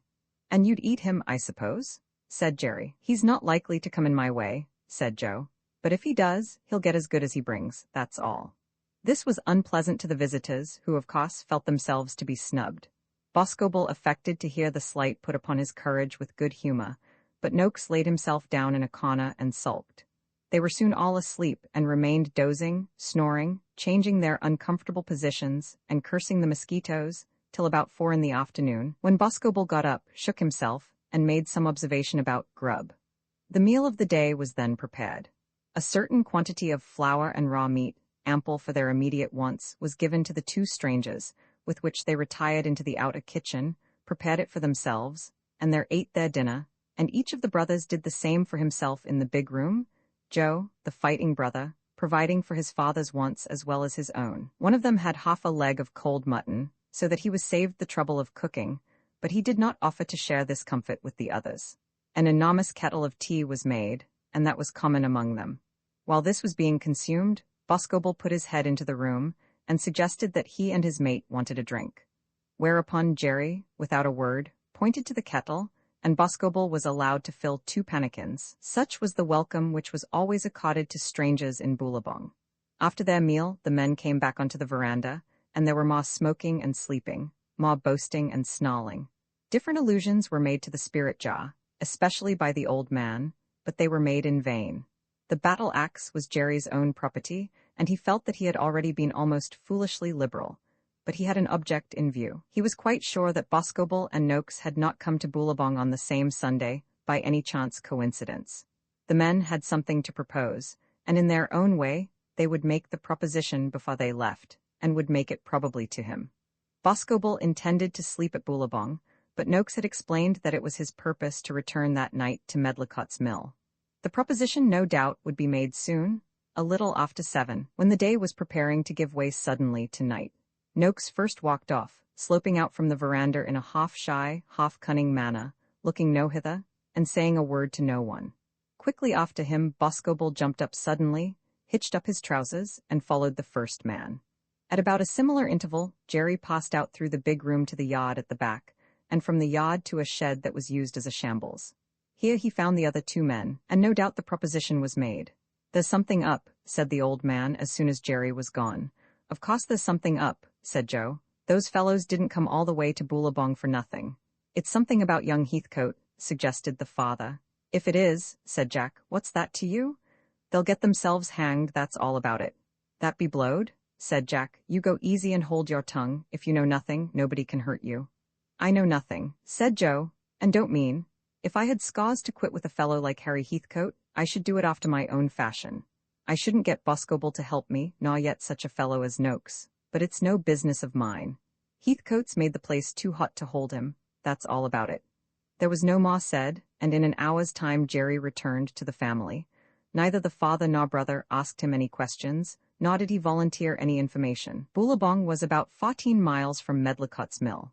Noakes had walked this distance in the morning, and now retraced it at night, not going right across Gangoil, as he had falsely boasted of doing early in the day, but skirting it, and keeping on the outside of the fence nearly the whole distance. At about 2 in the morning he reached his cottage outside the mill on the riverbank, but he was unable to skulk in unheard. Some dogs made a noise, and presently he heard a voice calling him from the house. "Is that you, Noakes, at this time of night?" asked Mr. Medlicott. Noakes grunted out some reply, intending to avoid any further question, but his master came up to the hut door and asked him where he had been. "Just amusing myself," said Noakes. "It's very late." "It's not later for me than for you, Mr. Medlicott." "That's true, I've just ridden home from Gangoil." "From Gangoil? I didn't know you were so friendly there, Mr. Medlicott. And where have you been?" "Not to Gangoil anyway. Good night, Mr. Medlicott." Then the man took himself into his hut and was safe from further questioning that night. Romans 7. I wish you'd like me all the Saturday night Heathcote had been on the run, and he did not return home to bed till nearly dawn on the Sunday morning. At about noon prayers were read out on the veranda, the congregation consisting of Mrs. Heathcote and her sister, Mrs. Growler, and Jacko. Harry himself was rather averse to this performance, intimating that Mrs. Growler, if she were so minded, could read the prayers for herself in the kitchen, and that, as regarded Jacko, they would be altogether thrown away. But his wife had made a point of maintaining the practice, and he had of course yielded. The service was not long, and when it was over Harry got into a chair and was soon asleep. He had been in the saddle during 16 hours of the previous day and night, and was entitled to be fatigued. His wife sat beside him, every now and again protecting him from the flies, while Kate Dolly sat by with her Bible in her hand. But she, too, from time to time, was watching her brother-in-law. The trouble of his spirits and the work that he felt himself bound to do touched them with a strong feeling, and taught them to regard him for the time as a young hero. "How quietly he sleeps," Kate said. "The fatigue of the last week must have been terrible." "He is quite knocked up," said the wife. "I ain't knocked up a bit," said Harry, jumping up from his chair. "What should knock me up? I wasn't asleep, was I? Just dozing, dear." "Ah, well, there isn't anything to do, and it's too hot to get out. I wonder old Bates didn't come in for prayers." "I don't think he cares much for prayers," said Mrs. Heathcote, "but he likes an excuse for Nobbler as well as anyone. Did I tell you that they had fires over at Jackson's yesterday, at Coolaroo? Was there any harm done? A deal of grass burned, and they had to drive the sheep, which won't serve them this kind of weather. I don't know which I fear most, the grass, the fences, or the sheep. As for the buildings, I don't think they'll try that again." "Why not, Harry?" "The risk of being seen is too great. I can hardly understand that a man like Noakes should have been such a fool as he was." "You think it was Noakes?" "Oh yes, certainly. In the first place, Jacko is as true as steel. I don't mean to swear by the boy, though I think he is a good boy. But I'm sure he's true in this." And then the man's manner to myself was conclusive. "I cannot understand a man in Medlicott's position supporting a fellow like that. By heavens! It nearly drives me mad to think of it. Thousands and thousands of pounds are at stake. All that a man has in the world is exposed to the malice of a scoundrel like Noakes, and then a man who calls himself a gentleman will talk about it being un-English to look after him. He's a new chum. I suppose that's his excuse." "If it's a sufficient excuse, you should excuse him," said Kate with good feminine logic. "That's just like you all over. He's good-looking, and therefore it's all right. He ought to have learned better. He ought, at any rate, to believe that men who have been here much longer than he has must know the ways of the country a great deal better. "It's Christmas time, Harry," said his wife, "and you should endeavor to forgive your neighbors. What sort of a Christmas will it be if you and I, and these young fellows here and Kate, are all burned out of Gangoil? Here's Bates." "Well, Mr. Bates, how goes it?" "Tremendous hot, sir." "We've found that out already. You haven't heard where that fellow Boscobel has gone?" "No, I haven't heard, but he'll be over with some of those Brownby lads. They say Georgie Brownby's about the country somewhere. If so, there'll be a row among 'em. When thieves fall out, Mr. Bates, honest men come by their own." "So they say, Mr. Heathcote. All the same, I shouldn't care how far Georgie was away from any place I had to do with." Then the young master and his old superintendent sauntered out to his back premises to talk about sheep and fires, and plans for putting out fires. And no doubt Mr. Bates had the glass of brandy and water, which he had come to regard as one of his Sunday luxuries. From the back premises, they went down to the creek to gauge the water. Then they sauntered on, keeping always in the shade, sitting down here to smoke, and standing up there to discuss the pedigree of some particular ram, till it was past 6. "You may as well come in and dine with us, Mr. Bates," Harry suggested, as they returned toward the station. Mr. Bates said that he thought that he would. As the same invitation was given on almost every Sunday throughout the year, and was invariably answered in the same way, there was not much excitement in this. But Mr. Bates would not have dreamed of going in to dinner without being asked. "That's Medlicott's trap," said Mr. Bates as they entered the yard. "I heard wheels when they were in the hoss paddock." Harry looked at the trap, and then went quickly into the house. He walked with a rapid step onto the veranda, and there he found the sugar grower and his mother. Mrs. Heathcote looked at her husband almost timidly. She knew from the very sound of his feet that he was perturbed in spirit. Under his own roof-tree he would certainly be courteous, but there is a constrained courtesy very hard to be borne, of which she knew him to be capable. He first went up to the old lady, and to her his greeting was pleasant enough. Harry Heathcote, though he had assumed the bush mode of dressing, still retained the manners of a high-bred gentleman in his intercourse with women. Then, turning sharply round, he gave his hand to Mr. Medlicott. "I am glad to see you at Gangoil," he said. "I was not fortunate enough to be at home when you called the other day. Mrs. Medlicott must have found the drive very hot, I fear." His wife was still looking into his face, and was reading there, as in a book, the mingled pride and disdain with which her husband was exercising civility to his enemy. Harry's countenance wore a look not difficult of perusal, and Medlicott could read the lines almost as distinctly as Harry's wife. "I have asked Mrs. Medlicott to stay and dine with us," she said, "so that she may have it cool for the drive back." "I am almost afraid of the bush at night," said the old woman. "You'll have a full moon," said Harry. "It will be as light as day." So that was settled. Heathcote thought it odd that the man whom he regarded as his enemy, whom he had left at their last meeting in positive hostility, should consent to accept a dinner under his roof, but that was Medlicott's affair, not his. They dined at 7, and after dinner strolled out into the hoss paddock, and down to the creek. As they started, the 3 men went first, and the ladies followed them, but Bates soon dropped behind. It was his rest day, and he had already moved quite as much as was usual with him on a Sunday. "I think I was a little hard with you the other day," said Medlicott, when they were alone together.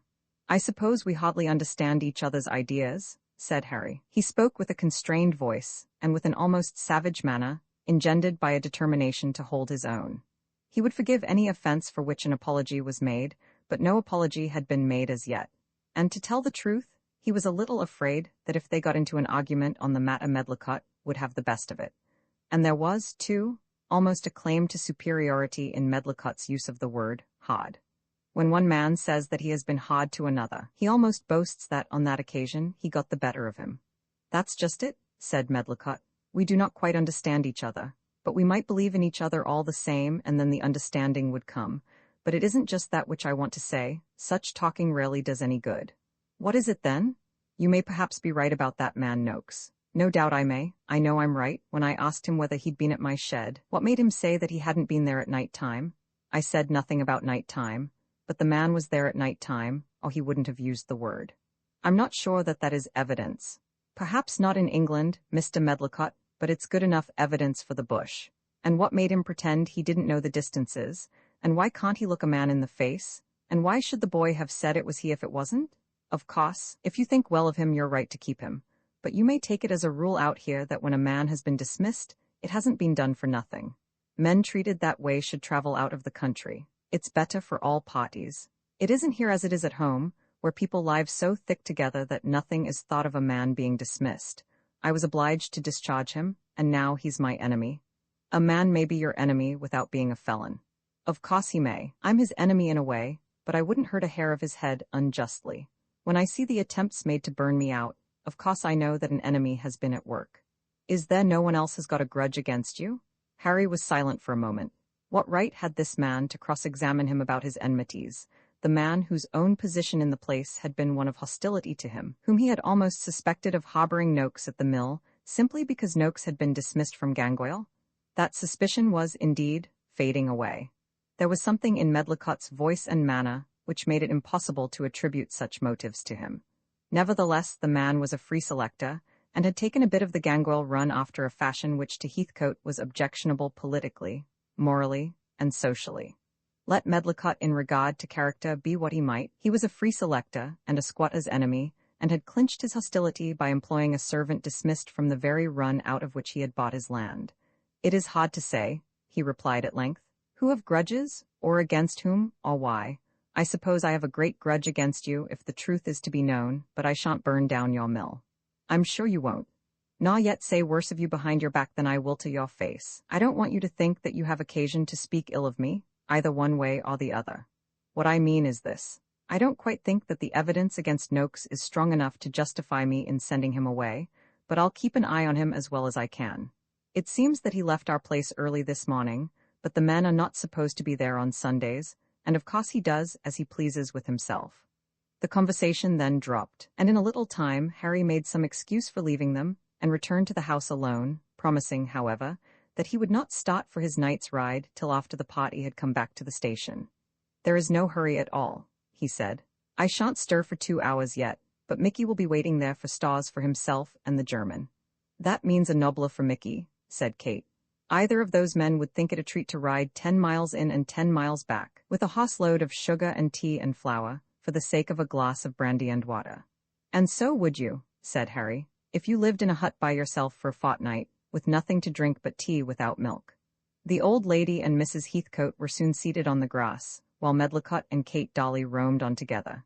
Kate was a pretty, modest girl, timid withal and shy, unused to society, and therefore awkward, but with the natural instincts and aptitudes of her sex. What the glass of brandy and water was to Mickey O'Dowd after a fortnight's solitude in a bush hut, with tea, dampers, and lumps of mutton, a young man in the guise of a gentleman, was to poor Kate Dolly. A brother-in-law, let him be ever so good, is after all no better than tea without milk. No doubt Mickey O'Dowd often thought about a nobler in his thirsty solitude, and so did Kate speculate on what might possibly be the attractions of a lover. Medlicott probably indulged in no such speculations, but the nobler, when brought close to his lips, was grateful to him as to others. That Kate Dolly was very pretty no man could doubt. Isn't it sad that he should have to ride about all night like that? Said Kate, to whom, as was proper, Harry Heathcote at the present moment was of more importance than any other human being. I suppose he likes it. Oh no, Mr. Medlicott, how can he like it? It is not the hard work he minds, but the constant dread of coming evil. The excitement keeps him alive. There's plenty on a station to keep a man alive in that way at all times, and plenty to keep ladies alive too. Oh, ladies? I don't know that ladies have any business in the bush. Harry's trouble is all about my sister and the children and me.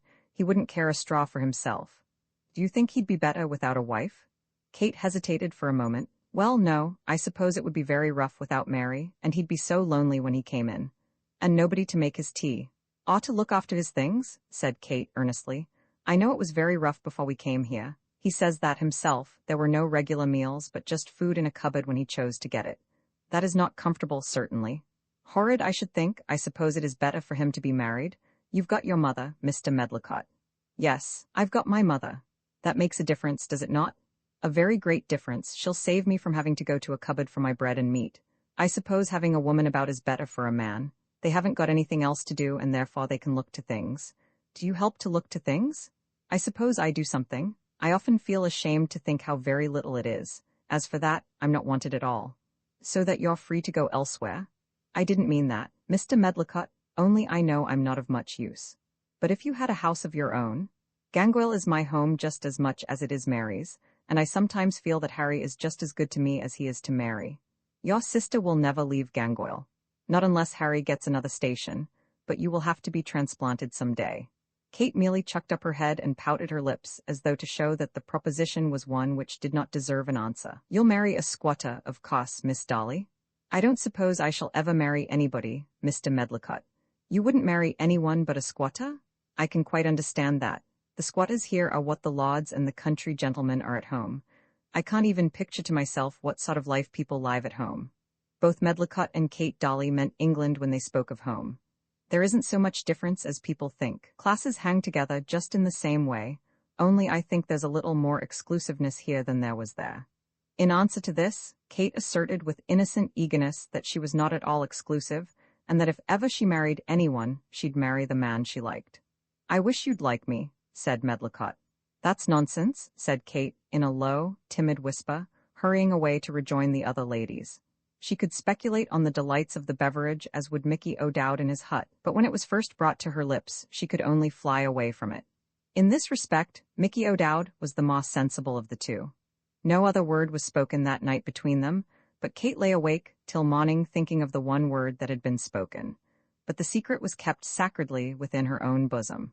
Before the Medlicotts started that night, the old lady made a proposition that the Heathcotes and Miss Dolly should eat the Christmas dinner at Medlicott's mill. Mrs. Heathcote, thinking perhaps of her sister, thoroughly liking what she herself had seen of the Medlicotts, looked anxiously into Harry's face. If he would consent to this, an intimacy would follow, and probably a real friendship be made. It's out of the question, he said. The very firmness, however, with which he spoke gave a certain cordiality even to his refusal. I must be at home, so that the men may know where to find me till I go out for the night. Then, after a pause, he continued, as we can't go to you, why should you not come to us? So it was at last decided, much to Harry's own astonishment, much to his wife's delight.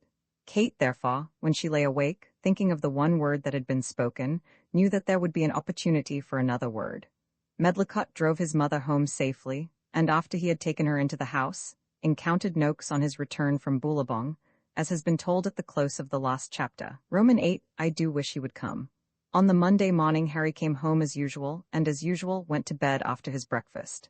I wouldn't care about the heat if it were not for the wind, he said to his wife as he threw himself down. The wind carries it so, I suppose. Yes, and it comes from just the wrong side, from the northwest. There have been half a dozen fires about today. During the night, you mean? No, yesterday, Sunday. I cannot make out whether they come by themselves. They certainly are not all made by incendiaries. Accidents, perhaps? Well, yes, somebody drops a match and the sun ignites it, but the chances are much against a fire like that spreading. Care is wanted to make it spread. As far as I can learn, the worst fires have not been just after midday, when, of course, the heat is greater, but in the early night, before the dews have come. All the same, I feel that I know nothing about it, nothing at all. Don't let me sleep long.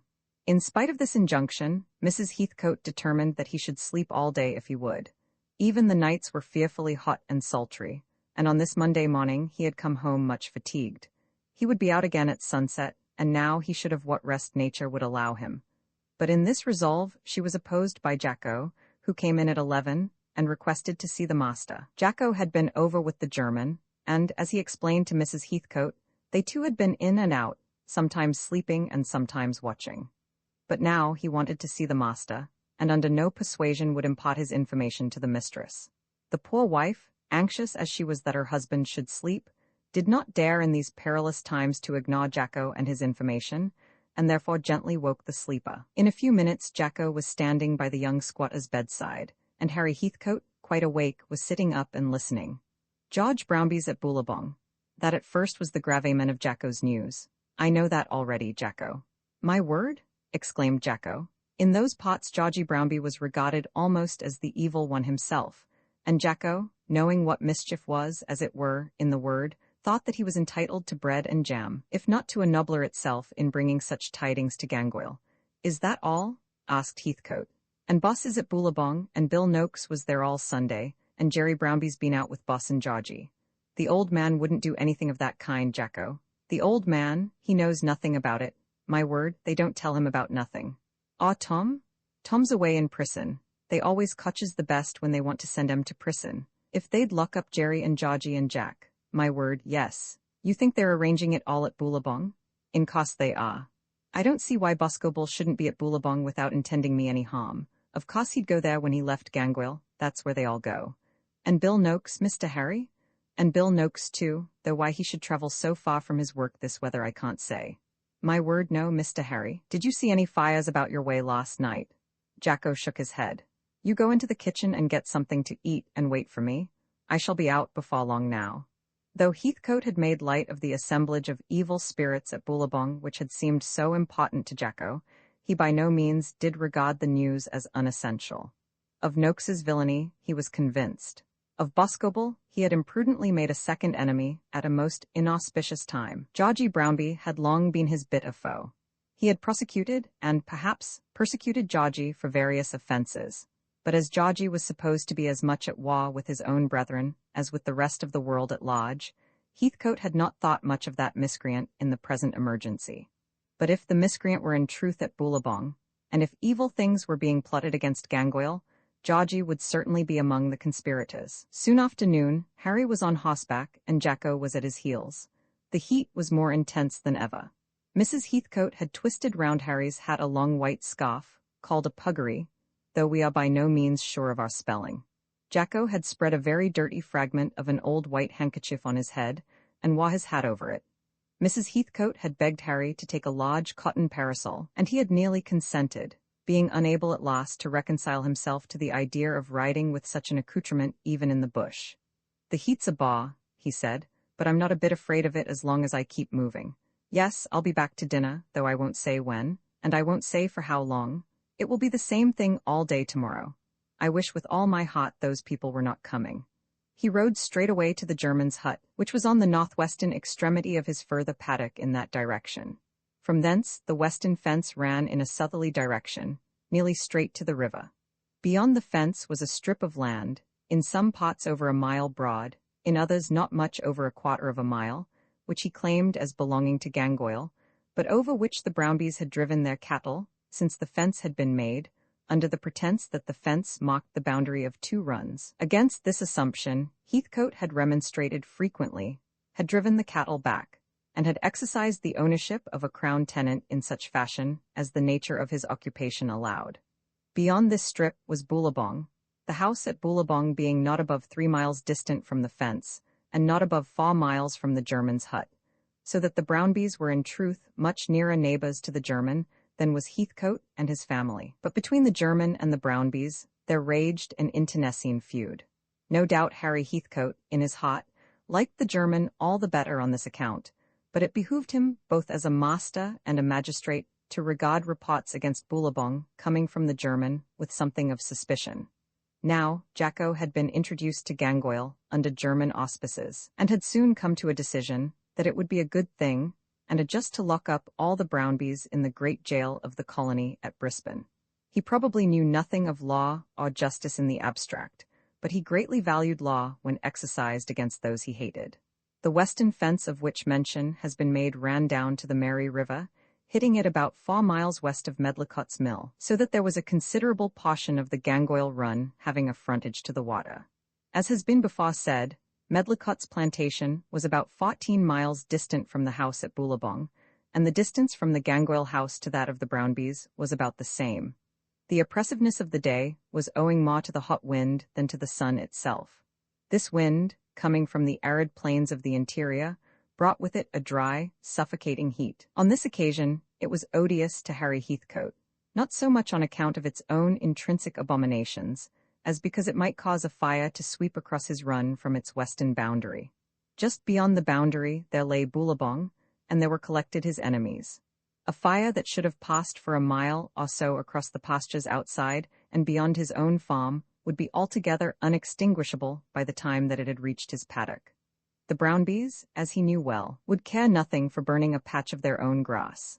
Their stock, if they had any at the present moment, were much too few in number to be affected by such a loss. The Brownbys had not a yard of fencing to be burned, and a fire, if once it got a hold on the edge of their run, would pass on away from them, right across Harry's pastures and Harry's fences. If such were the case, he would have quite enough to do to drive his sheep from the fire, and it might be that many of them also would perish in the flames. The catastrophe might even be so bad, so frightful, that the shed and station and all should go, though, in thinking of all the fires of which he had heard, he could remember none that had spread with fatality such as that. He found Carl Bender in his hut asleep. The man was soon up, apologizing for his somnolence, and preparing tea for his master's entertainment. "It is not Christmas-like at home at all, is it, Mr. Heathcote, dear? No? Them red divils is there ready to give us a Christmas roasting." Then he told how he had boldly ridden up to Boolabong that morning, and had seen Georgie and Boscobel with his own eyes. When asked what they had said to him, he replied that he did not wait till anything had been said, but had hurried away as fast as his horse could carry him. "I'll go up to Boolabong myself," said Harry. "My word? They'll just about knock your head off," suggested Jacko. Carl Bender also thought that the making of such a visit would be a source of danger, but Heathcote explained that any personal attack was not to be apprehended from these men. "That's not their game," he said, arguing that men who premeditated a secret outrage would not probably be tempted into personal violence. The horror of the position lay in this, that though a fire should rise up almost under the feet of men who were known to be hostile to him, and whose characters were acknowledged to be bad, still would there be no evidence against them. It was known to all men that, at periods of heat such as that which was now raging, fires were common. Every day the pastures were in flames, here, there, and everywhere. It was said, indeed, that there existed no evidence of fires in the bush till men had come with their flocks, but then there had been no smoking, no boiling of pots, no camping out, till men had come, and no matches. Everyone around might be sure that some particular fire had been the work of an incendiary, might be able to name the culprit who had done the deed, and yet no jury could convict the miscreant. Watchfulness was the best security, watchfulness day and night till rain should come, and Heathcote calculated that it would be better for him that his enemies should know that he was watchful. He would go up among them, and show them that he was not ashamed to speak to them of his anxiety. They could hear nothing by his coming which they did not already know. They were well aware that he was on the watch, and it might be well that they should know also how close his watch was kept.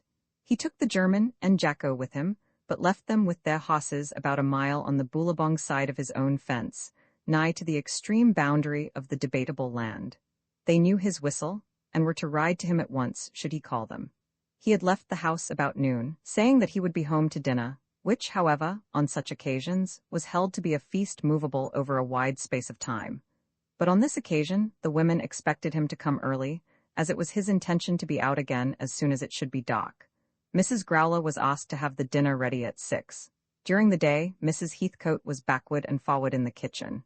Then was something wrong she knew, but could not quite discern the evil. Sing Sing, the cook, was more than ordinarily alert, but Sing Sing, the cook, was not much trusted. Mrs. Growler was as good as the bank as far as that went, having lived with old Mr. Dolly when he was prosperous, but she was apt to be downhearted, and on the present occasion was more than usually low in spirits. Whenever Mrs. Heathcote spoke, she wept. At 6 o'clock she came into the parlor with a budget of news. Sing Sing, the cook, had been gone for the last half-hour, leaving the leg of mutton at the fire. It soon became clear to them that he had altogether absconded. "Them rats always does leave a falling house," said Mrs. Growler. At 7 o'clock the sun was down, though the gloom of the tropical evening had not yet come. The two ladies went out to the gate, which was but a few yards from the veranda, and there stood listening for the sound of Harry's horse. The low moaning of the wind through the trees could be heard, but it was so gentle, continuous, and unaltered that it seemed to be no more than a vehicle for other sounds, and was as deathlike as silence itself.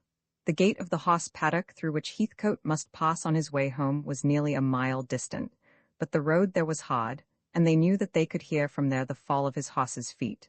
There they stood from 7 to nearly 8, whispering a word now and then to each other, listening always, but in vain. Looking away to the west every now and then, they fancied that they could see the sky glow with flames, and then they would tell each other that it was fancy. The evening grew darker and still darker, but no sound was heard through the moaning wind. From time to time Mrs. Growler came out to them, declaring her fears in no measured terms. "Well, Mom, I do declare I think we'd better go away out of this." "Go away, Mrs. Growler? What nonsense! Where can we go to?" "The mill would be nearest, ma'am, and we should be safe there. I'm sure Mrs. Medlicott would take us in." "Why should you not be safe here?" said Kate. "That wretched Chinese hasn't gone and left us for nothing, miss, and what would we 3 lone women do here if all them Brownbys came down upon us?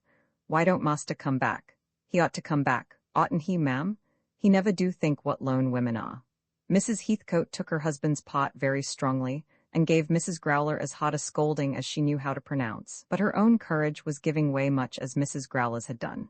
"We are bound to stay here," she said, "and if the worst comes, we must bear it as others have done before us." Then Mrs. Growler was very sulky, and retreating to the kitchen, sobbed there in solitude. "Oh, Kate, I do wish he would come," said the eldest sister.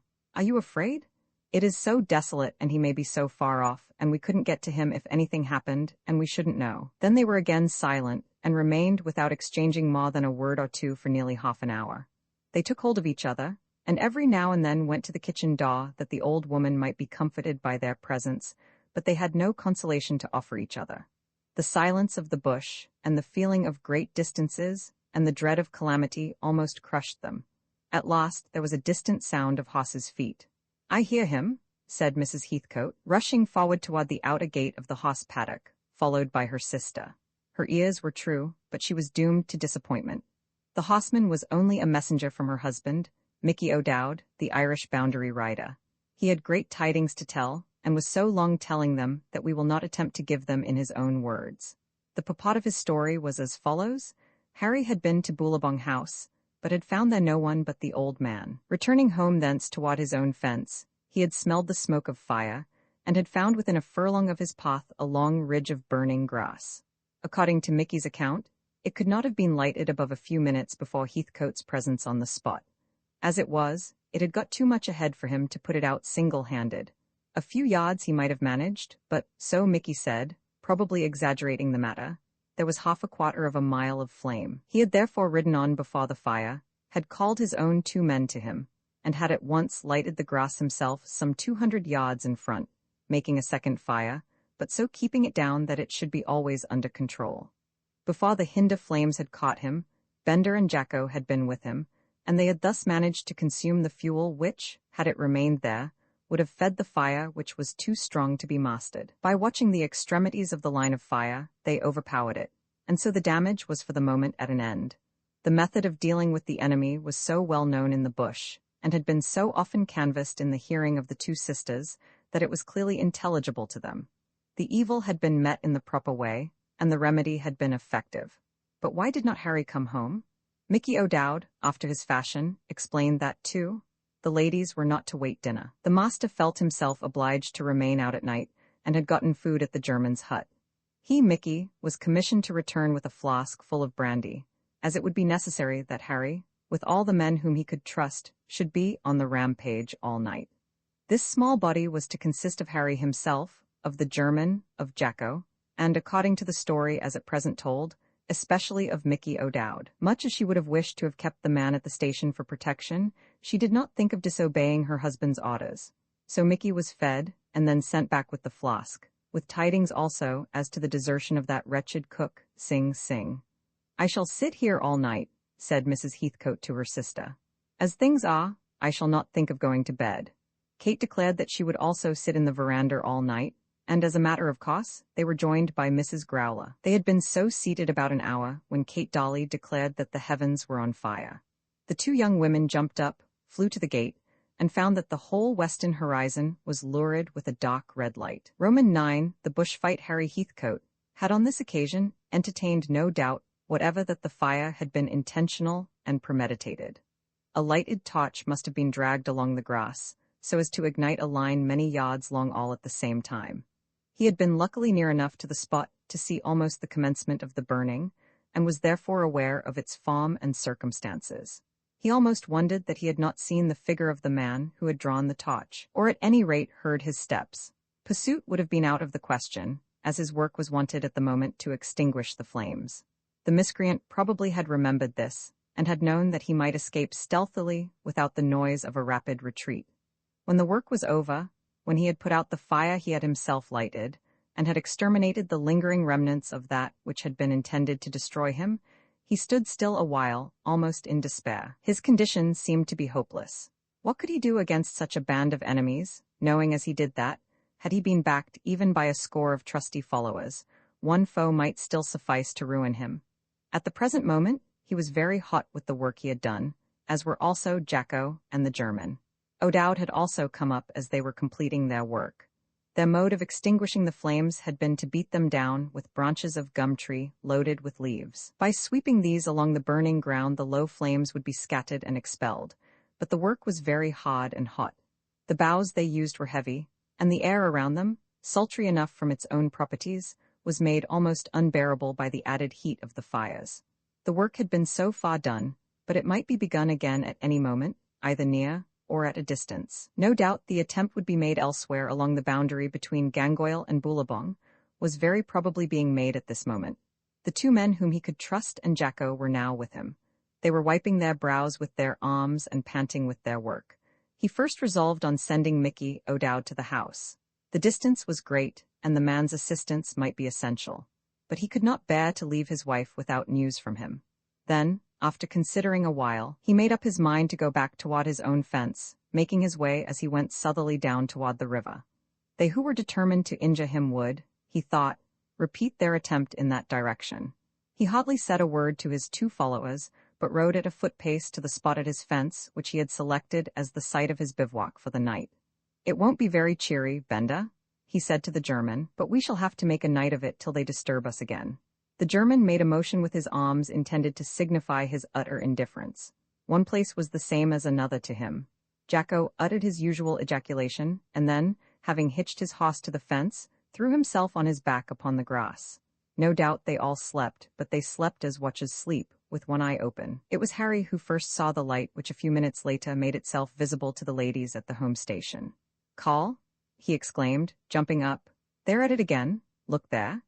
In less than half a minute, and without speaking another word, they were all on their horses and riding in the direction of the light.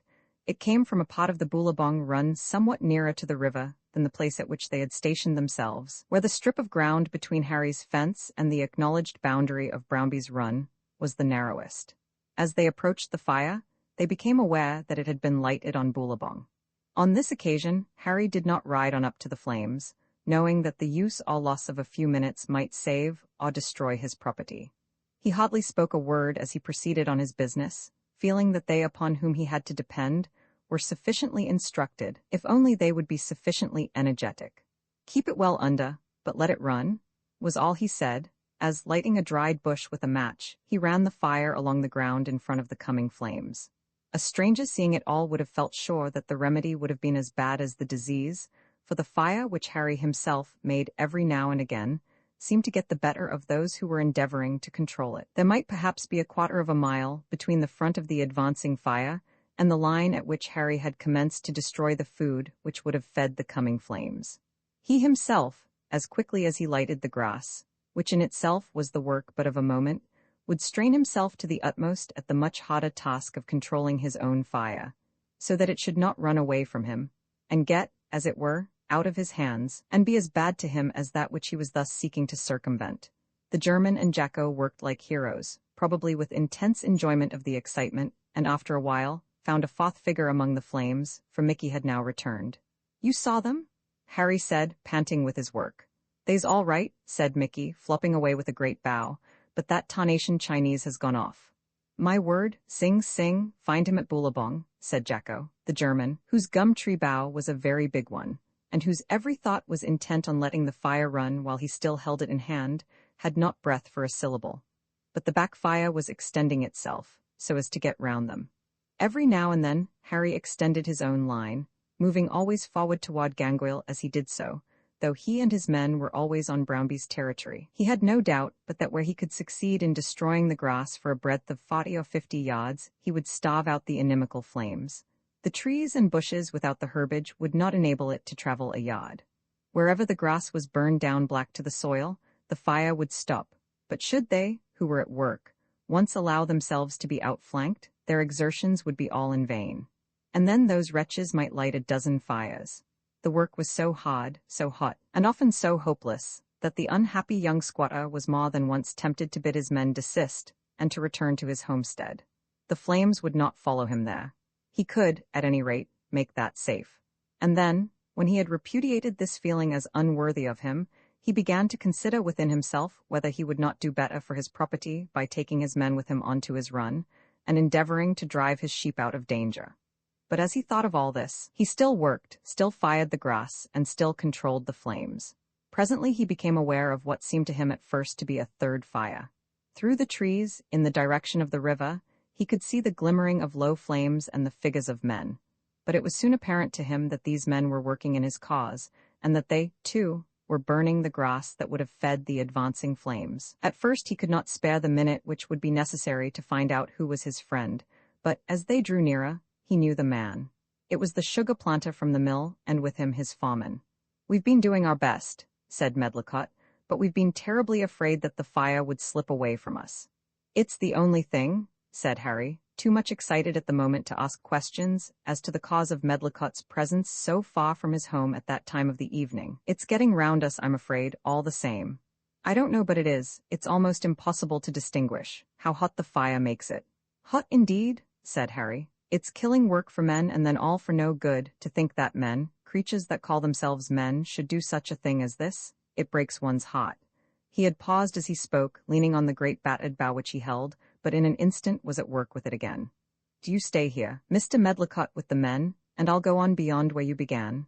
If I find the fire growing down, I'll shout, and they can come to me." So saying, he rushed on with a lighted bush torch in his band. Suddenly, he found himself confronted in the bush by a man on horseback, whom he at once recognized as Georgie Brownby. He forgot for a moment where he was, and began to question the reprobate as to his presence at that spot. "That's like your impudence?" said Georgie. "You're not only trespassing, but you're destroying our property wilfully, and you ask me what business I have here. You're a nice sort of young man." Harry, checked for a moment by the remembrance that he was in truth upon Boolabong Run, did not at once answer.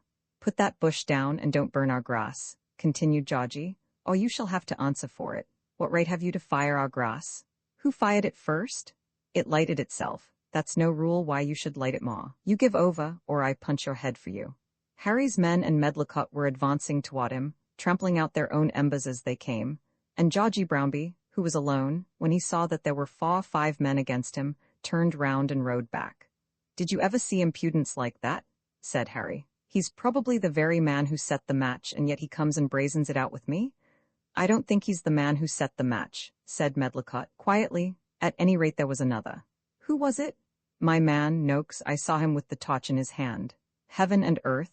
"Yes, Mr. Heathcote, I saw him put it down. You were about right, you see, and I was about wrong."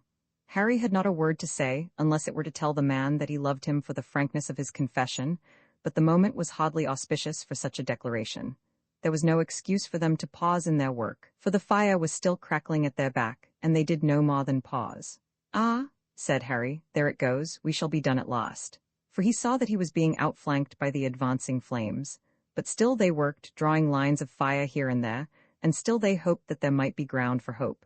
Noakes had been seen, but pregnant as the theme might be with words, it was almost impossible to talk. Questions could not be asked and answered without stopping in their toil. There were questions which Harry longed to ask. Could Medlicott swear to the man? Did the man know that he had been seen? If he knew that he had been watched while he lit the grass, he would soon be far away from Medlicott's mill and Gangoil. Harry felt that it would be a consolation to him in his trouble if he could get hold of this man, and keep him, and prosecute him, and have him hung. Even in the tumult of the moment, he was able to reflect about it, and to think that he remembered that the crime of arson was capital in the colony of Queensland. He had endeavored to be good to the men with whom he had dealings. He had not stinted their food, or cut them short in their wages, or been hard in exacting work from them. And this was his return? Ideas as to the excellence of absolute dominion and power flitted across his brain, such power as Abraham, no doubt, exercised. In Abraham's time the people were submissive, and the world was happy. Harry Heathcote, at least, had never heard that it was not happy. But as he thought of all this, he worked away with his bush and his matches, extinguishing the flames here and lighting them there, striving to make a cordon of black bare ground between Boolabong and Gangoil. Surely Abraham had never been called on to work like this? He and his men were in a line covering something above 1/4 of a mile of ground, of which line he was himself the nearest to the river, and Medlicott and his foreman the farthest from it. The German and O'Dowd were in the middle, and Jacko was working with his master. If Harry had just cause for anger and sorrow in regard to Noakes and Boscobel, he certainly had equal cause to be proud of the stanchness of his remaining satellites. The men worked with a will, as though the whole run had been the personal property of each of them. Noakes and Boscobel would probably have done the same had the fires come before they had quarreled with their master. It is a small and narrow point that turns the rushing train to the right or to the left. The rushing man is often turned off by a point as small and narrow. "My word," said Jacko, on a sudden, "here they are, all o' horseback." And as he spoke, there was the sound of half a dozen horsemen galloping up to them through the bush. "Why, there's Boss, his own self," said Jacko. The two lighting men were Joe and Jerry Brownby, who, for this night only, had composed their quarrels, and close to them was Boscobel. There were others behind, also mounted, Jack Brownby and Georgie, and Noakes himself, but they, though their figures were seen, could not be distinguished in the gloom of the night. Nor, indeed, did Harry at first discern of how many the party consisted. It seemed that there was a whole troop of horsemen, whose purpose it was to interrupt him in his work, so that the flames should certainly go ahead. And it was evident that the men thought that they could do so without subjecting themselves to legal penalties. As far as Harry Heathcote could see, they were correct in their view. He could have no right to burn the grass on Boulabong. He had no claim even to be there. It was true that he could plead that he was stopping the fire which they had purposely made, but they could prove his handiwork, whereas it would be almost impossible that he should prove theirs. The whole forest was not red, but lurid, with the fires, and the air was laden with both the smell and the heat of the conflagration. The horsemen were dressed, as was Harry himself, in trousers and shirts, with old slouch hats, and each of them had a cudgel in his hand. As they came galloping up through the trees, they were as uncanny and unwelcome a set of visitors as any man was ever called on to receive. Harry necessarily stayed his work and stood still to bear the brunt of the coming attack, but Jacko went on with his employment faster than ever, as though a troop of men in the dock were nothing to him. Jerry Brownby was the first to speak. "What's this you're up to, Heathcote? Firing our grass? It's arson. You shall swing for this?" "I'll take my chance of that," said Harry, turning to his work again. "No, I'm blessed if you do. Ride over him, boss, while I stop these other fellows." The Brownbys had been aware that Harry's two boundary riders were with him, but had not heard of the arrival of Medlicott and the other man. Noakes was aware that someone on horseback had been near him when he was firing the grass, but had thought that it was one of the party from Gangoil. By the time that Jerry Brownby had reached the German, Medlicott was there also. "Who the deuce are you?" asked Jerry. "What business is that of yours?" said Medlicott. "No business of mine, and you firing our grass, I'll let you know my business pretty quickly." "It's that fellow, Medlicott from the sugar mill," said Joe, "the man that Noakes is with." "I thought you was a hoss of another color," continued Jerry, who had been given to understand that Medlicott was Heathcote's enemy. "Anyway, I won't have my grass fired. If God Almighty chooses to send fires, we can't help it, but I'm not going to have incendiaries here as well. You're a new chum, and don't understand what you're about, but you must stop this." As Medlicott still went on putting out the fire, Jerry attempted to ride him down. Medlicott caught the hoss by the rein and violently backed the brute in among the embers. The animal plunged and reared, getting his head loose, and at last came down, he and his rider together. In the meantime, Joe Brownby, seeing this, rode up behind the sugar planter and struck him violently with his cudgel over the shoulder. Medlicott sank nearly to the ground, but at once recovered himself. He knew that some bone on the left side of his body was broken, but he could still fight with his right hand, and he did fight. Boscobel and Georgie Brownby both attempted to ride over Harry together, and might have succeeded had not Jacko ingeniously inserted the burning branch of gum tree with which he had been working under the belly of the hoss on which Boscobel was riding. The animal jumped immediately from the ground, bucking into the air, and Boscobel was thrown far over his head. Georgie Brownby then turned upon Jacko, but Jacko was far too nimble to be caught, and escaped among the trees. For a few minutes the fight was general, but the footman had the best of it, in spite of the injury done to Medlicott. Jerry was bruised and burned about the face by his fall among the ashes, and did not much relish the work afterward. Boscobel was stunned for a few moments, and was quite ready to retreat when he came to himself. Noakes during the whole time did not show himself, alleging as a reason afterward the presence of his employer Medlicott. "I'm blessed if your cowardice shan't hang you," said Joe Brownby to him on their way home. "Do you think we're going to fight the battles of a fellow like you, who hasn't pluck to come forward himself?" "I've as much pluck as you," answered Noakes, "and am ready to fight you any day. But I know when a man is to come forward and when he's not. Hang me? I'm not so near hanging as some folks at Boulabong." We may imagine, therefore, that the night was not spent pleasantly among the Brownbys after these adventures. There were, of course, very much cursing and swearing, and very many threats before the party from Boulabong did retreat. Their great point was, of course, this, that Heathcote was wilfully firing the grass and was, therefore, no better than an incendiary. Of course, they stoutly denied that the original fire had been intentional, and denied as stoutly that the original fire could be stopped by fires. But at last, they went, leaving Heathcote and his party masters of the battlefield.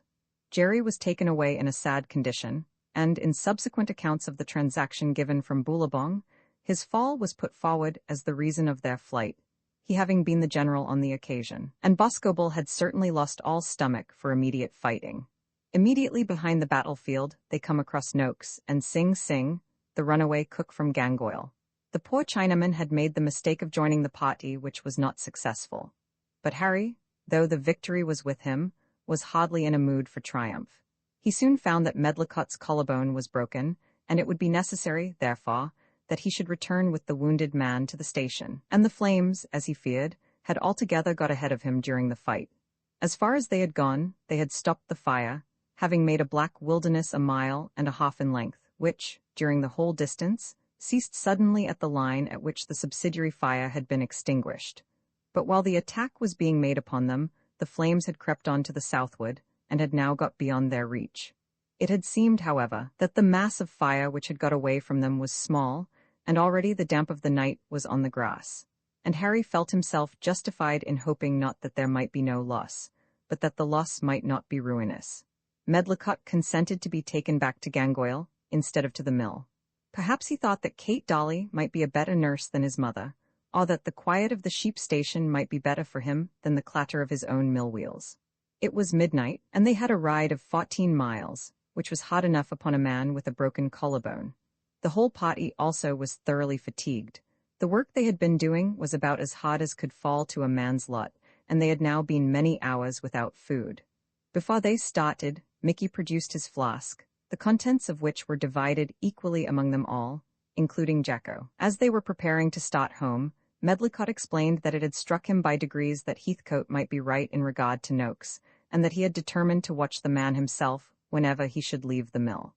On that Monday, he had given up work somewhat earlier than usual, saying that, as the following day was Christmas, he should not come to the mill. From that time, Medlicott and his foreman had watched him.